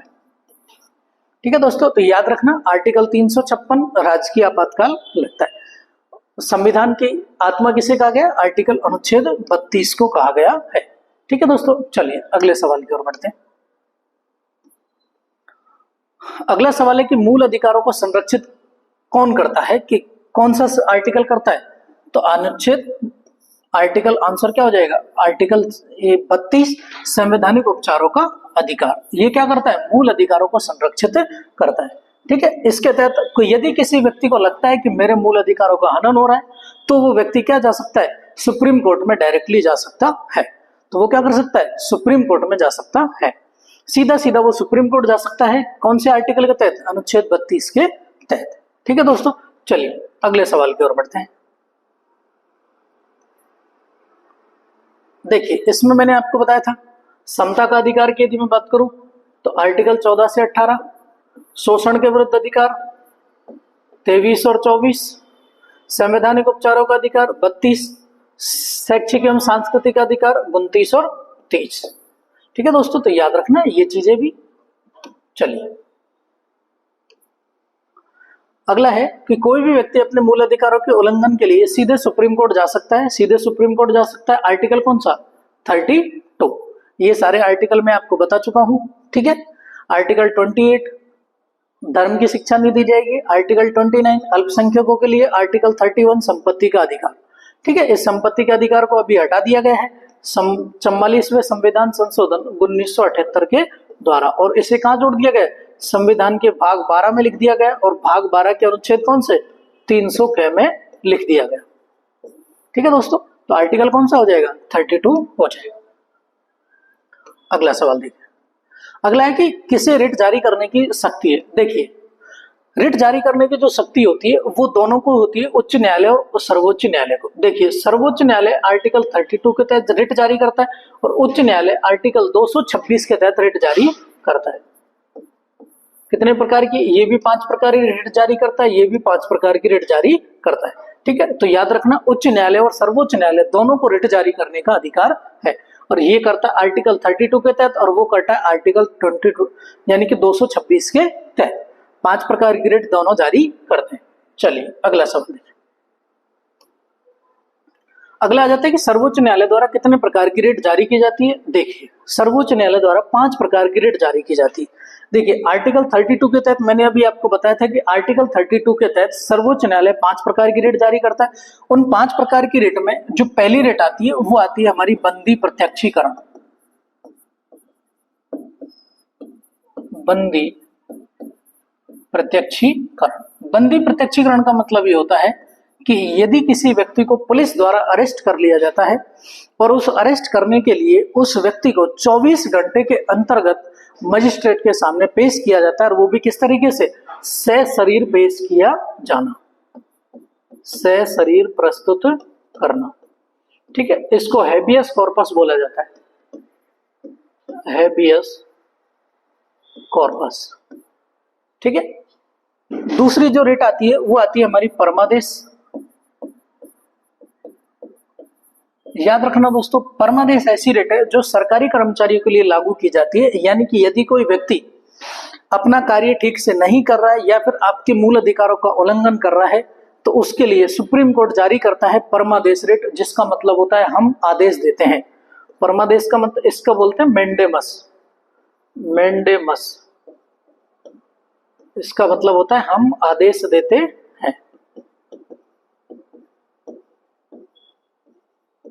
ठीक है दोस्तों, अगली जो रेट आती है वो आती है उत्प्रेषण। ठीक है, चौथी जो रेट आती है वो आती है प्रतिषेध। याद रखना दोस्तों, ये दोनों ही रेट उच्च न्यायालय द्वारा निम्न न्यायालय को दी जाती हैं, यानी कि उनके खिलाफ लागू की जाती है ये 2 प्रकार की रेट। और 5वीं आ जाती है अधिकार परीक्षा।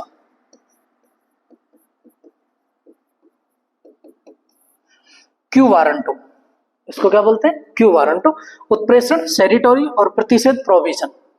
ठीक है, ये चीज याद रखना, ये दोनों रेटें निम्न अदालतों को दी जाती है, इसमें किसी फैसले को रोकना हो तो और इसमें किसी फैसले को बदलना हो तो। अधिकार परीक्षा, जब कोई सरकारी कर्मचारी, याद रखना 2 सरकारी कर्मचारियों के लिए है और 2 न्यायालयों के लिए है और 1 प्रत्येक व्यक्ति के लिए जारी की जाती है। ठीक है, तो ये चीज याद रखना, 5 प्रकार की रेट जारी करता है सुप्रीम कोर्ट, और सुप्रीम कोर्ट 5 प्रकार की रेट में आर्टिकल किसके तहत करता है, आर्टिकल 32 के तहत सुप्रीम कोर्ट 5 प्रकार की रेट जारी करता है। ठीक है, तो याद रखना ये 2 निचली अदालतों के लिए, 2 सरकारी कर्मचारियों के लिए और 1 व्यक्ति, प्रत्येक व्यक्ति के लिए। ठीक है दोस्तों, चलिए अगला देखिए। अगला सवाल है कि सशरीर प्रस्तुत किया जाए। अभी आपको बताया था कौन सी रेट है, बंदी प्रत्यक्षीकरण रेट। ठीक है, अगला देखिए,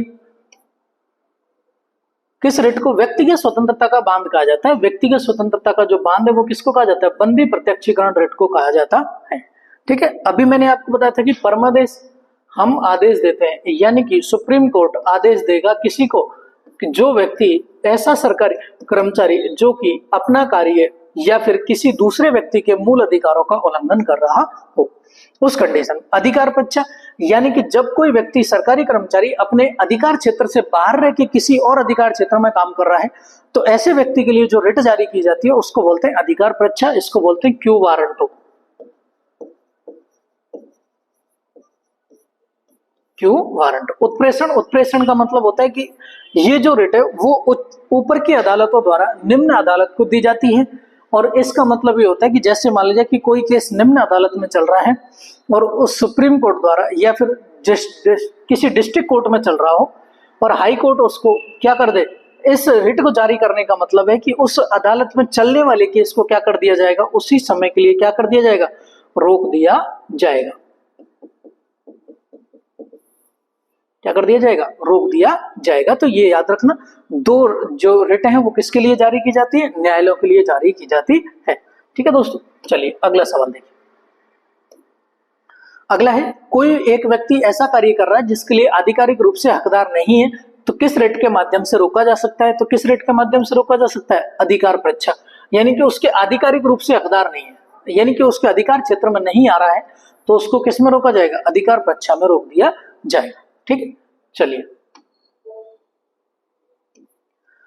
अगला है कि किस रिट के माध्यम से उच्चतम न्यायालय द्वारा या उच्च न्यायालय द्वारा किसी सार्वजनिक कर्मचारी विरुद्ध जारी की जाती है जो सामाजिक कर्तव्यों का निर्वहन नहीं कर रहा है। तो सामाजिक कर्तव्यों का निर्वहन नहीं कर रहा है तो कौन सी रिट जारी हो जाएगी? परमादेश। ठीक है, और यदि किसी अपने अधिकार क्षेत्र से बाहर काम कर रहा है तो अधिकार क्षेत्र से बाहर काम करने के लिए कौन सी रिट जारी हो जाएगी? अधिकार परीक्षा। और सामाजिक कर्तव्यों का निर्वहन नहीं कर रहा है तो कौन सी रिट आ जाएगी? परमादेश रिट आ जाएगी। ठीक है, तो दोस्तों याद रखना ये चीजें। चलिए अगला सवाल देखिए। अगला है, इनमें से कौन सी रिट सर्वोच्च न्यायालय या उच्च न्यायालय द्वारा अपने अधीनस्थ न्यायालय या न्यायिक निकाय के आदेश को रद्द करने के लिए जारी की जाती है? अभी मैंने आपको बताया था कि दो रिट ऐसी होती है जो कि क्या की जाती है? उच्च न्यायालय के द्वारा निम्न न्यायालयों को क्या की जाती है? रद्द करने के लिए आदेश दी जाती है। तो कौन सी रिट है? एक तो उत्प्रेषण और एक होता है प्रतिषेध। दोनों के दोनों रिटें क्या की जाती है? जारी की जाती है। जो कि कौन जारी करता है? उच्च न्यायालय जारी करते हैं और निम्न न्यायालयों के खिलाफ वो जारी करते हैं। ठीक है, चलिए अगला सवाल देखिए। अगला आता है मूल अधिकारों का संरक्षक किसे कहा जाता है? देखिए, मूल अधिकारों के संरक्षण की यदि मैं बात करूं तो मूल अधिकारों के संरक्षण के लिए दोनों ही न्यायालयों में जा सकते हैं। उच्च न्यायालय में यदि आपको जाना है तो आर्टिकल 226 के तहत, और सर्वोच्च न्यायालय में जाना है तो आर्टिकल 32 के तहत हम जा सकते हैं। और कौन से? ए और बी दोनों। तो आंसर क्या हो जाएगा? सभी न्यायालय नहीं होंगे, डिस्ट्रिक्ट कोर्टों में नहीं जा सकते। कौन कौन से में जा सकते हैं? सर्वोच्च न्यायालय और उच्च न्यायालय दोनों में जा सकते हैं। यदि हमारे मूल अधिकारों के साथ कोई भी व्यक्ति क्या कर सकता है? यदि मूल अधिकारों के खिलाफ क्या कर रहा है? हमारे मूल अधिकारों का उल्लंघन करने का काम कर रहा है। देखिए दोस्तों, कुछ चीजें और है इसमें, जैसे मूल अधिकारों का संरक्षण किए हो गया। अच्छा, आपसे कई बार सवाल पूछा जा सकता है कि मूल अधिकारों में संशोधन कौन कर सकता है? यदि मैं संशोधन की बात करूं, मूल अधिकारों में संशोधन करने का जो काम होगा वो किसका होगा? संसद का होगा। मूल अधिकारों में संशोधन कौन करेगा? संसद करेगी। यदि मूल अधिकारों को निलंबन करने का काम हो, निलंबन, तो वो कौन करेगा? राष्ट्रपति करेगा। निलंबन कौन करेगा? राष्ट्रपति। और वो भी किसके तहत? राष्ट्रीय आपातकाल के समय आर्टिकल जैसे 352 यदि लगता है राष्ट्रीय आपातकाल, तो उस समय प्रत्येक व्यक्ति के मूल अधिकारों को क्या कर दिया जाता है? निलंबित कर दिया जाता है। ठीक है, निलंबन की बात है। यदि मैं आपसे बात करूं कि मूल अधिकारों को हटा कौन सकता है, तो हटा भी कौन सकती है भाई? संसद हटा सकती है। ठीक है, तो ये चीज संरक्षक की यदि मैं बात करूं तो संरक्षक कौन होगा? संरक्षक कौन होगा? हाई कोर्ट और सुप्रीम कोर्ट। ये दोनों के दोनों मूल अधिकारों के क्या होते हैं? संरक्षक होते हैं। ठीक है दोस्तों, तो ये कई बार ऐसे सवाल भी एग्जाम में पूछ लिया जा सकता है कि संशोधन कौन कर सकता है? तो संशोधन कौन करेगा? संसद करेंगे। चलिए अगला सवाल देखिए। अगला सवाल आ जाता है हमारा कि किस संविधान के तहत मूल कर्तव्यों को जोड़ा गया था? देखिए, मूल कर्तव्यों की यदि मैं बात करूं, देखिए संविधान का एक भाग आता है भाग 4 के। कौन सा भाग आ जाता है? भाग 4 के या भाग 4 ए। इसमें एक ही आर्टिकल आता है। अनुच्छेद की यदि मैं बात करूं तो अनुच्छेद एक ही आता है, 51 ए या 51 के। ठीक है, देखिए इन सभी को जोड़ा, इसमें आता है मूल कर्तव्य, और मूल कर्तव्यों को बाद में जोड़ा गया था। यदि कि आपसे पूछा जाए कि मूल संविधान में कितने मूल कर्तव्य थे, तो मूल संविधान में एक भी मूल कर्तव्य नहीं था, बाद में जोड़े गए। और बाद में कब जोड़े गए? 42वां संविधान संशोधन किया गया था 1976 में, और उस समय देश की जो प्रधानमंत्री थी वो थी कौन? इंदिरा गांधी। और उसी समय पर 42वें संविधान संशोधन 1976 के तहत मूल कर्तव्य जोड़े गए थे, और मूल कर्तव्य उस समय जोड़े गए थे 10। याद और रखना दोस्तों, इसके लिए एक समिति भी बनाई गई थी। उस समिति का नाम है सरदार स्वर्ण सिंह समिति। कौन सी समिति है? सरदार स्वर्ण सिंह समिति। उस समिति की सिफारिश पर मूल कर्तव्यों को जोड़ा गया। वर्तमान की यदि मैं बात करूं तो वर्तमान में 11 मूल कर्तव्य है। पहले 10 थे, अब 11वां कौन सा जोड़ा गया सर? 11वां जो मूल कर्तव्य जोड़ा गया वो जोड़ा गया 86वां संविधान संशोधन 2002 के द्वारा, और जिसमें जोड़ा गया प्राथमिक शिक्षा का अधिकार। तो याद रखना मूल कर्तव्यों को। दूसरी चीज, मूल कर्तव्यों को लिया कहां से गया था? रूस से, सोवियत रूस। यानी कि रूस की जो क्रांति हुई थी उस क्रांति से मूल कर्तव्यों को लिया गया था। ठीक है दोस्तों, तो याद रखना कौन सा संविधान संशोधन हुआ था? 42वां संविधान संशोधन हुआ था। और वर्तमान में मूल कर्तव्य कितने हैं? 11।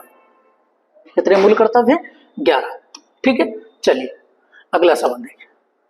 अगला सवाल है, संविधान में मूल कर्तव्यों को शामिल किया गया है। कितने मूल कर्तव्य? 11। अभी जस्ट आपने पढ़ा था कितने मूल कर्तव्यों को? पहले 10 थे, अभी कितने हैं वर्तमान में? 11। ठीक है, और 10 कौन से संविधान संशोधन द्वारा? 42वें। और 11वां 86वां संविधान संशोधन के द्वारा। ठीक है, चलिए अगला सवाल देखिए। अगला सब मूल कर्तव्य को कहां से लिया गया है? तो सोवियत संघ के संविधान से। अभी बताया था कहां से लिया गया है? रूस के संविधान से लिया गया है। ठीक है, चलिए अगला सवाल देखिए। मूल अधिकार निलंबित किए जा सकते हैं। अभी मैंने आपको बताया था निलंबित कौन कर सकता है? राष्ट्रपति। कौन कर सकता है? राष्ट्रपति कर सकता है। ठीक है, राज्यपाल के लिए अनुच्छेद में आपको बता देता हूं, आर्टिकल 153 आता है। ठीक है, उसके बाद प्रधानमंत्री के लिए 74 और 75 आते हैं।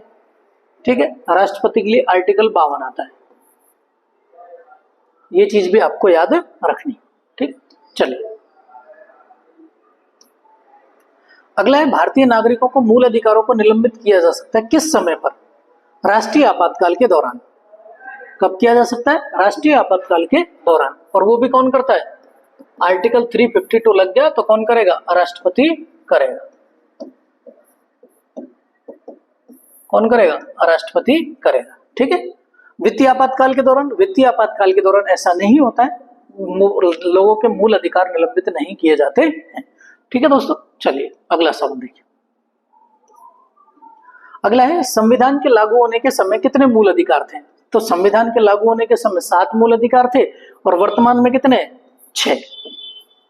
वर्तमान में कितने? 6 मूल अधिकार हैं। ठीक है, चलिए आगे बढ़े, अगला सवाल देखिए। इनमें से किस मूल अधिकार को 44वें संविधान संशोधन द्वारा हटाया गया? अभी मैंने आपको जस्ट बताया था कौन सा संविधान, यानी कि कौन सा था? संपत्ति का अधिकार था। संपत्ति का अधिकार आर्टिकल 31 में लिखा था, 19F में लिखा था। दोनों जगह से इसको हटाकर क्या बना दिया गया? विधिक अधिकार बना दिया गया।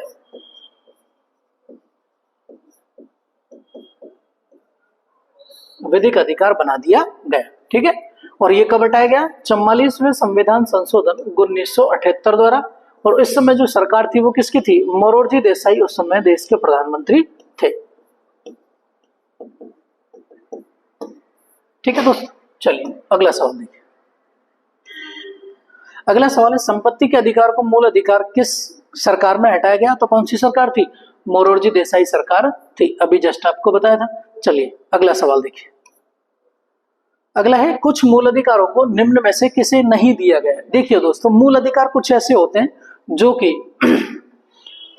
मूल अधिकार कुछ तो ऐसे होते हैं जो कि भारत के नागरिकों को ही मिलते हैं, जैसे आर्टिकल 16 है, सरकारी नौकरियों में आरक्षण या लोक नियोजन के अवसर की समानता। तो वो उस व्यक्ति को दिए जाएंगे जो उस व्यक्ति का मूल निवासी हो, उस राज्य का या उस देश का क्या हो? मूल निवासी हो, उसी व्यक्ति को मूल अधिकार वो दिए जाएंगे। लेकिन विदेशी नागरिकों को कुछ अधिकार नहीं दिए जाते हैं।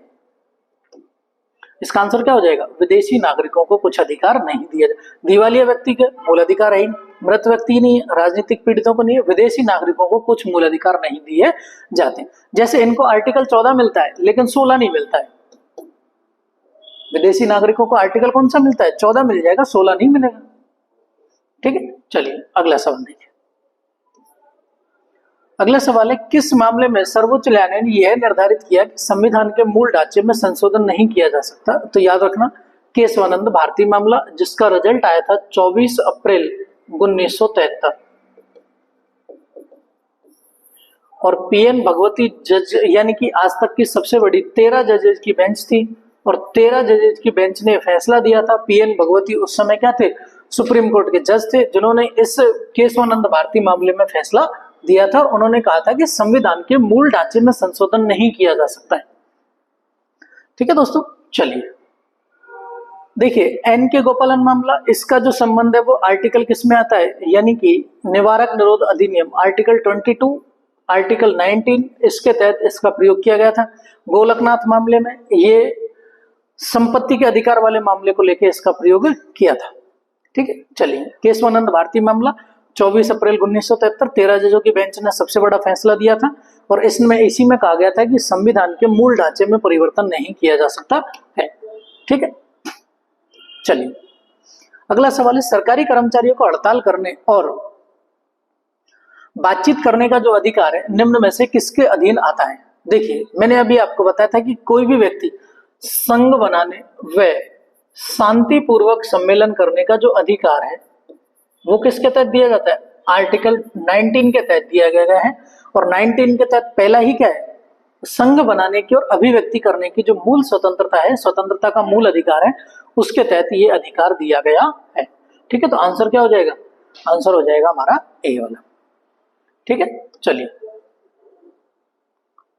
अगला सवाल, किस वर्ष आतंकवादी रोकथाम अधिनियम पोटा आया था 2002 में और जिसे 2004 में वापस खत्म कर दिया गया।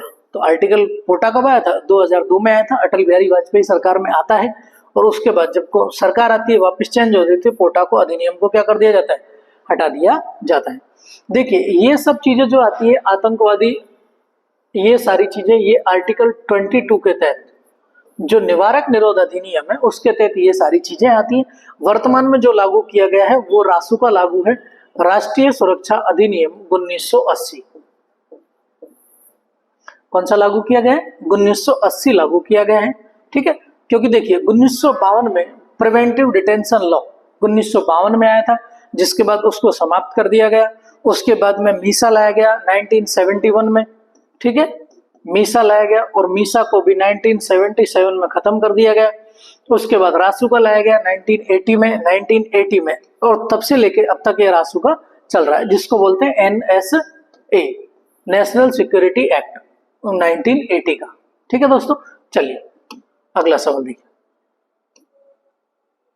अगला सवाल, भारतीय संविधान के निम्नलिखित में से किस भाग में सामाजिक आर्थिक लोकतंत्र को सुनिश्चित किया गया है। देखिए अब यदि मैं बात करूं सामाजिक और आर्थिक लोकतंत्र को सुनिश्चित, सामाजिक और आर्थिक लोकतंत्र की बात यदि करूं तो ये जो सुनिश्चित किया गया किसमें, राज्य के नीति निर्देशक तत्वों के अंतर्गत ये बात कही गई है। देखिए संविधान का एक भाग आता है भाग 4 और भाग 4 की यदि बात करूं तो इसके अंतर्गत आते हैं राज्य के नीति निर्देशक तत्व, राज्य के नीति निर्देशक तत्व। और यदि आर्टिकल की बात करूं तो आर्टिकल 36 से 51 तक इसके अंतर्गत आते हैं। देखिए राज्य के जो नीति निर्देशक तत्व है वो लिए गए हैं आयरलैंड के संविधान से। कहां से लिए गए भाई, आयरलैंड के संविधान से लिए गए हैं। और आयरलैंड ने किससे को लिए गए, स्पेन के संविधान से, यानी कि मूलतः ये स्पेन के संविधान में लिखे गए थे, वहां से आयरलैंड में लिए गए, आयरलैंड से हमने ले लिए। देखिए दोस्तों हमारा जब संविधान लागू हुआ था तो उस समय ये कंडीशन नहीं थी कि हम सारी चीजों को सर्वोच्च न्यायालय में लेके जा सके। जो राज्य के नीति निर्देशक तत्व है, ये राज्य के नीति निर्देशक तत्व ये सरकारों के लिए हैं, ये राज्यों के लिए हैं कि राज्य जब भी पॉलिसी निर्माण करेगा तो उस समय इन चीजों का ध्यान में रखते हुए, यानी कि राज्य के नीति निर्देशक तत्वों को ध्यान में रखते हुए अपनी पॉलिसियों का, यानी कि लोगों के हितों के लिए निर्माण करेगा। ठीक है, और एक चीज और याद रखना, इसमें लिखा गया है कि डॉक्टर BR अम्बेडकर का एक कथन है कि जब तक सामाजिक लोकतंत्र यानी कि आर्थिक लोकतंत्र मजबूत नहीं होगा तब तक हम सामाजिक लोकतंत्र को नहीं बनाए रख सकते हैं। ठीक है, तो ये चीज भी याद रखना, ये डॉक्टर BR अम्बेडकर का स्टेटमेंट है। ठीक है, और ये सारी चीजें किसके अंतर्गत, आर्टिकल 36 से 51 के तहत आती हैं। अब हम इसके अनुच्छेदों की बात करेंगे कि 31 से लेकर 51 तक जो आर्टिकल आते हैं वो कौन कौन से आर्टिकल आते हैं। देखिए दोस्तों,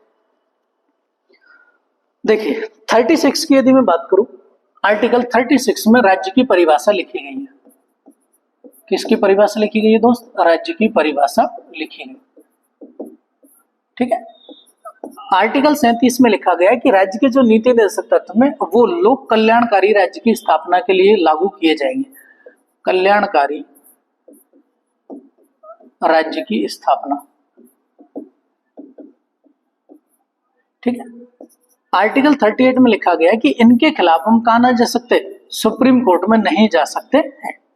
आर्टिकल 39 में दो चीजें आ जाती है निःशुल्क, एक तो आ जाता है समान काम के लिए समान वेतन, समान कार्य के लिए समान वेतन। एक आ जाता है निःशुल्क विधिक सहायता,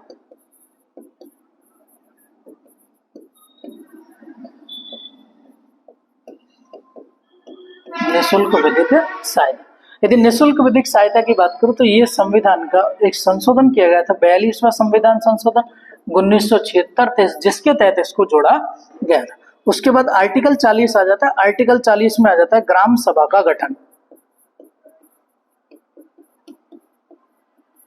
क्या आ जाता है, ग्राम सभा का गठन आ जाता है। ठीक है, अब यदि उससे आगे बात करें, यदि मैं करूं तो आर्टिकल जो 41,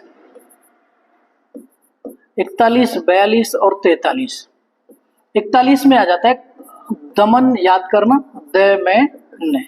ठीक है, कुछ दशाओं में सहायता, कुछ दशाओं में सरकारी सहायता, कुछ दशाओं जैसे आपने देखा होगा वृद्धावस्था पेंशन मिलती है, बेरोजगारी भत्ता मिलता है, तो वो कुछ दशाओं में क्या मिलती है, सरकारी सहायता दी जाती है आर्टिकल 41 के तहत।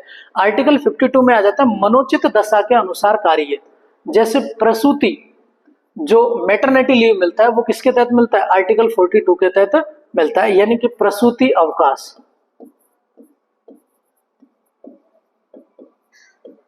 ठीक है, उसके बाद 43 में लिखा हुआ है कि निर्वाह हेतु, यानी कि न्यूनतम मजदूरी। ऐसे ही 43 में एक आर्टिकल और जोड़ा गया जिसमें लिखा गया कुटीर और लघु उद्योगों को बढ़ावा दिया जाए। ठीक है, उसके बाद आर्टिकल 44 आ जाता है। 44 में आ जाता है यूनिफॉर्म सिविल कोड, यानी कि समान नागरिक संहिता को लागू किया जाए। आर्टिकल 45 में आ जाता है यानी कि बच्चों को 6 वर्ष से 14 वर्ष तक के बच्चों के मानसिक और स्वास्थ्य, जो शारीरिक और जो मानसिक है, उसका विशेष कर ध्यान रखा जाए। आर्टिकल 46 में आ जाता है SC ST और महिलाओं के लिए विशेष प्रावधान किए जाए। आर्टिकल 47 में आ जाता है कि राज्य प्रयास करेगी कि प्रत्येक व्यक्ति को, यानी कि उचित पोषण युक्त भोजन पर्याप्त उपलब्ध हो पाए। आर्टिकल 48 में आ जाता है हमारा, यानी कि पशुपालन को बढ़ावा दिया जाए।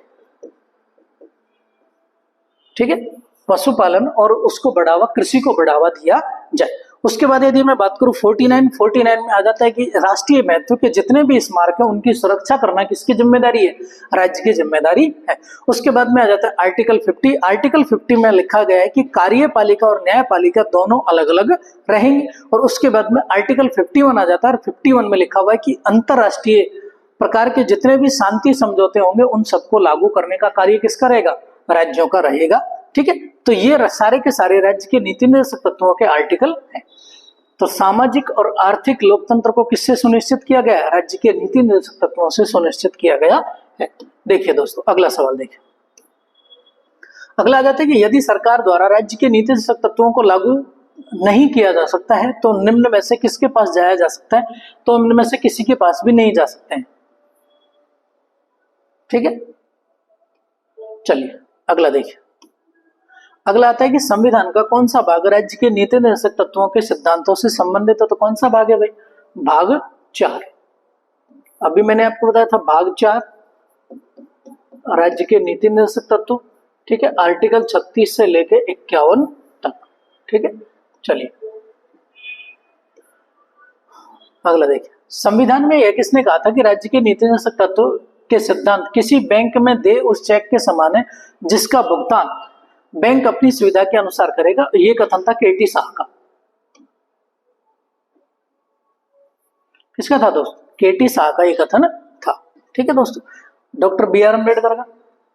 मैंने आपको बताया था कि जब तक आर्थिक लोकतंत्र मजबूत नहीं होगा तब तक हम सामाजिक लोकतंत्र को विकसित नहीं कर पाएंगे। ये कथन किसका था, डॉक्टर BR अम्बेडकर का ये कथन था। ठीक है, चलिए अगला सवाल देखिए।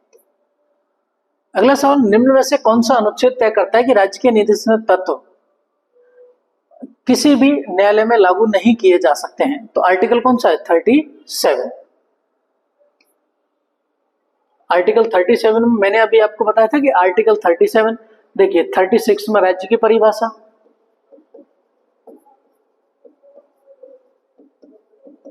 ठीक है, उसके बाद में 37 में न्यायालय नहीं जा सकते हैं।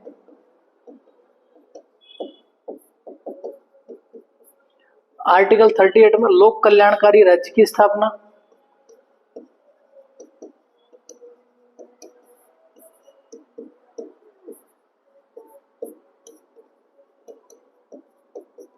लोक कल्याणकारी राज्य की स्थापना।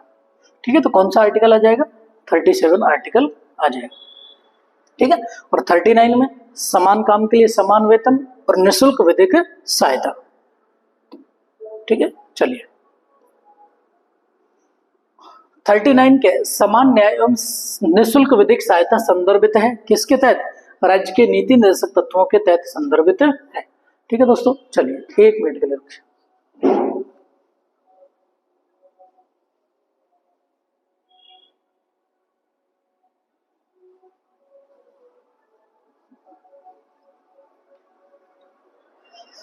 पानी की बोतल है क्या सर?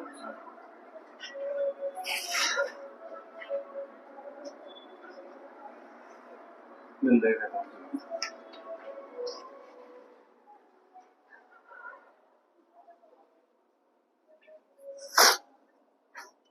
चलिए दोस्तों देखिए 39 के समान न्याय एवं निःशुल्क विधिक सहायता। देखिए 39 जो क्या है उसके आर्टिकल 39 में लिखा हुआ है समान काम के लिए समान वेतन, यानी कि समान कार्य के लिए समान वेतन दिया जाएगा, जैसे चाहे स्त्री हो चाहे पुरुष हो। उसके बाद 39A यानी कि क्या की यदि मैं बात करूं तो ये संविधान में संशोधन किया गया था, यानी कि यदि कोई व्यक्ति गरीब है तो उसके लिए निःशुल्क विधिक सहायता उपलब्ध करवाई जाएगी। और ये जो संविधान में संशोधन किया गया, ये संविधान संशोधन किया गया 42वां संविधान संशोधन किया जाता है 1976 में। याद रखना 42वां जो संविधान संशोधन है उसको कहा जाता है मिनी कॉन्स्टिट्यूशन, यानी कि मिनी संविधान। ठीक है दोस्तों, देखिए राज्य के राज्यपाल की यदि मैं बात करूं तो इनके आर्टिकल जैसे राज्य का नीति निर्देशक तत्व है भाग 4 आर्टिकल 36 से 51 तक आ जाते हैं।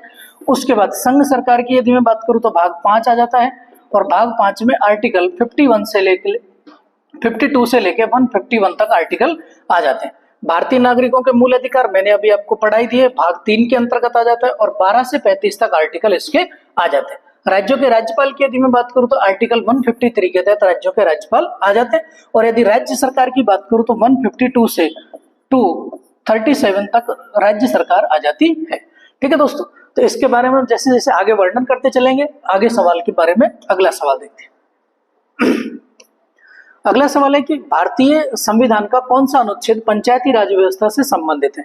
देखिए पंचायती राज व्यवस्था की यदि मैं बात करूं तो संविधान में एक ही आर्टिकल लिखा गया था, आर्टिकल 40, और आर्टिकल 40 के तहत लिखा गया था कि ग्राम सभा का गठन किया जाए। क्या किया गया था? ग्राम सभा का गठन किया जाए। देखिए आर्टिकल 36 की बात करूं तो राज्य की परिभाषा लिखी गई है। राज्य की परिभाषा किसके तहत लिखी गई है? राज्य के नीति निर्देशक तत्वों के तहत राज्य की परिभाषा लिखी गई। 39 में समान काम के लिए समान वेतन लिखा गया। आर्टिकल 48 में लिखा गया है पशुपालन एवं कृषि को बढ़ावा दिया जाए। पशुपालन एवं कृषि को बढ़ावा दिया जाए। और इसी के तहत एक संविधान संशोधन एक 48 के में जोड़ा गया था, पर्यावरण संरक्षण को बढ़ावा।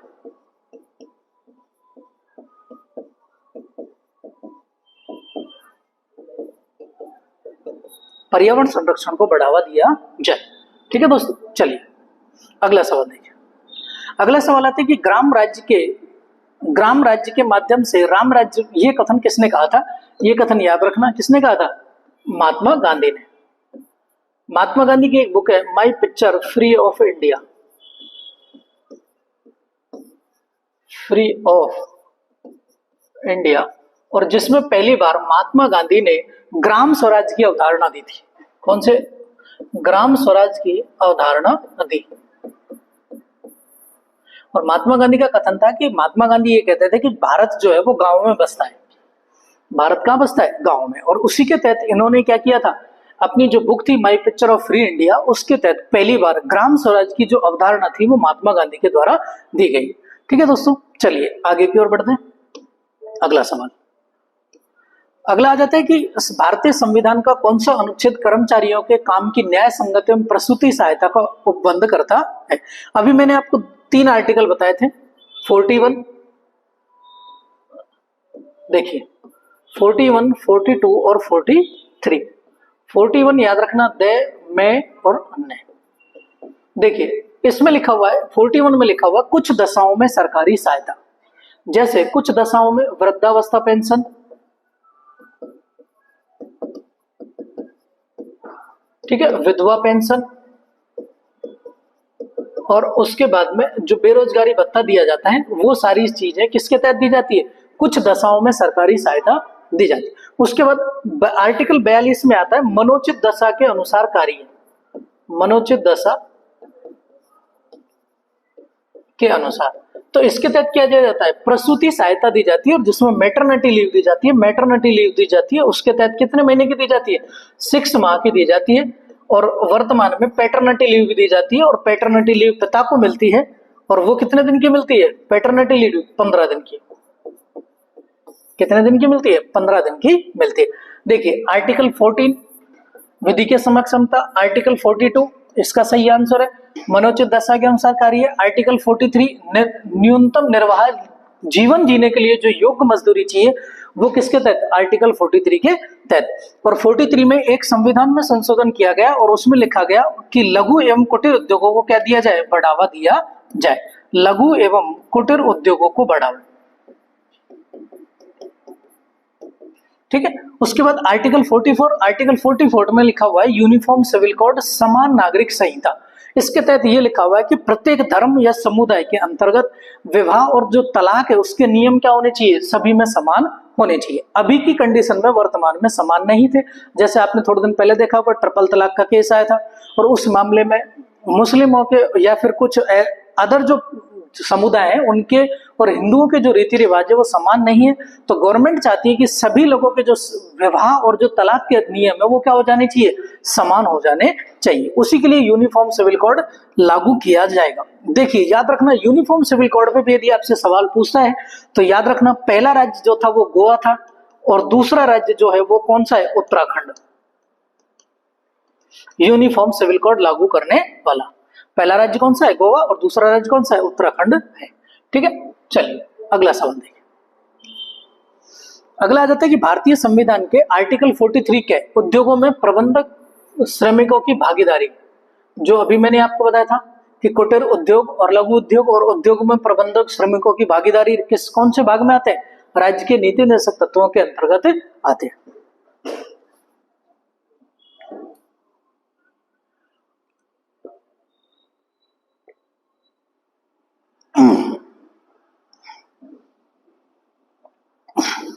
चलिए दोस्तों आगे की ओर बढ़ते हैं।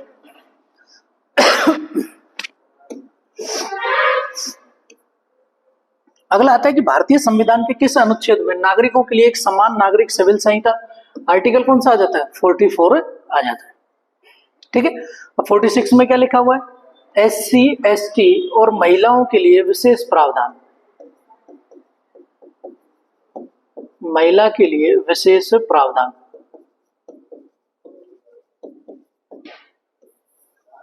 और ये किसकी जिम्मेदारी है, राज्य की जिम्मेदारी है कि राज्य क्या कर सकता है, SC ST और महिलाओं के लिए विशेष प्रावधान कर सकता है। जैसे आपने अभी लेटेस्ट में देखा होगा कि राजस्थान सरकार के द्वारा एक नया नियम भर्ती परीक्षाओं में, जो 3rd ग्रेड की भर्ती परीक्षा है उसमें लागू किया गया है कि महिलाओं को 1 से 5वीं तक के जो शिक्षण संस्थान है उनमें 50% की भागीदारी दी जाएगी। कितने की, 50% की भागीदारी दी जाएगी, वो महिलाओं के लिए किया गया। तो राज्य क्या कर सकता है, महिलाओं के लिए विशेष प्रावधान कर सकता है।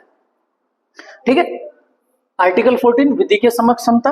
ठीक है, और आर्टिकल 34 में लिखा हुआ है, ये भी याद रखना, ये जो कुछ ऐसे संस्थान होते हैं जैसे पुलिस हो गई, CRPF हो गई, इनके क्या किए जा सकते हैं, मूल अधिकारों को कुछ समय के लिए निलंबित किया जा सकता है। और उसमें जो सबसे खतरनाक होता है वो होता है अपस्पा या मार्शल एक्ट। जैसे कुछ क्षेत्रों में लगाकर उनके क्या किया जाता है, मूल अधिकारों को कुछ समय के लिए क्या कर दिया जाता है, रोक दिया जाता है। ठीक है, अगला देखिए, अगला आर्टिकल आता है, अगला सवाल देखिए कि राज्य के नीति निर्देशक तत्वों के सिद्धांत के तहत किस आयु के बच्चों को निःशुल्क एवं अनिवार्य शिक्षा का प्रावधान किया गया। देखिए दोस्तों, मैंने आपको बताया था निःशुल्क और अनिवार्य शिक्षा का जो प्रावधान है उसके लिए आर्टिकल कौन सा है, सॉरी कितने वर्ष तक का, 14 वर्ष तक का। और इसके लिए संविधान में राज्य की नीति निर्देशक तत्वों में आर्टिकल 45 में लिखा हुआ है। उसके बाद यदि मैं बात करूं तो मूल कर्तव्यों में लिखा हुआ है, मूल कर्तव्य कौन सा लिखा हुआ है, 11वां लिखा हुआ है। मूल अधिकारों की यदि मैं बात करूं तो मूल अधिकारों में 21A में लिखा हुआ है। ठीक है, तो इन सब जगह पे लिखा हुआ है कि प्राथमिक शिक्षा का जो अधिकार है उसको एक अनिवार्य शिक्षा के रूप में दिया जाए। और ये यानी कि 86वां संविधान संशोधन 2002 लागू किया जाता है, और उसी के तहत ये सारी चीजें एक साथ लागू कर दी जाती है। तो यानी कि प्राथमिक शिक्षा का जो अधिकार है वो कितने वर्ष तक के बच्चों के लिए, 14 वर्ष तक के बच्चों के लिए है। और उसके लिए याद रखना राज्य के नीति निर्देशक तत्व आर्टिकल कौन सा है, 45। यदि मूल कर्तव्यों की यदि मैं बात करूं तो मूल कर्तव्य कौन सा है, 11वां। और मूल अधिकारों की यदि मैं बात करूं तो आर्टिकल 21 के या 21A के तहत इन सब चीजों की बात की गई है। ठीक है, चलिए अगला सवाल देखिए। अगला आता है कि भारत के संविधान का आर्टिकल 41 के पर्यावरण संरक्षण एवं संवर्धन एवं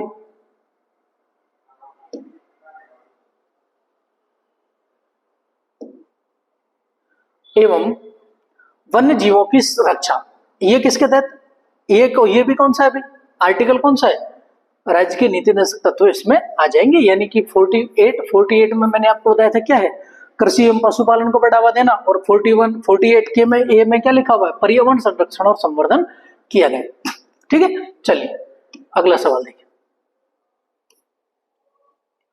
अगला है कि भारत के संविधान में किस भाग में कार्यपालिका और न्यायपालिका का पृथक्करण किया गया है। जैसे मैंने आपको क्या बताया था, आर्टिकल कौन सा है, 50। आर्टिकल 50 में लिखा हुआ है कि कार्यपालिका व न्यायपालिका का जो कार्य क्षेत्र होगा वो दोनों क्या रहेंगे, अलग रहेंगे। कार्यपालिका एवं न्यायपालिका का कार्य क्षेत्र दोनों क्या रहेंगे, अलग रहेंगे। ठीक है, और ये किसमें लिखा हुआ है, राज्य के नीति निर्देशक तत्वों में लिखा गया है। चलिए अगला सवाल देखिए। देखिए इसमें मैं आपको और बता देता हूं, जो 7वीं अनुसूची है, देखिए अब इसमें अनुसूची की बात आ गई। अनुसूची की बात यदि मैं आपसे करूं तो हमारे जो मूल संविधान था उसके अंतर्गत 8 अनुसूचियां थी। 7वीं अनुसूची में क्या लिखा हुआ है सर, 7वीं अनुसूची में जो लिखा हुआ है वो शक्तियों का पृथक्करण लिखा हुआ है। क्या लिखा हुआ है, शक्तियों का पृथक्करण। ठीक है, देखिए 8 अनुसूची थी और वर्तमान में कितनी है, 12 अनुसूचियां हैं। 8 अनुसूची में पहली अनुसूची संघ एवं राज्य क्षेत्र, संघ व राज्य क्षेत्र। दूसरी अनुसूची की बात करूं तो वेतन भत्ते। तीसरी अनुसूची की बात करूं तो शपथ। चौथी अनुसूची की बात करूं तो राज्यसभा की सीटों का बंटवारा।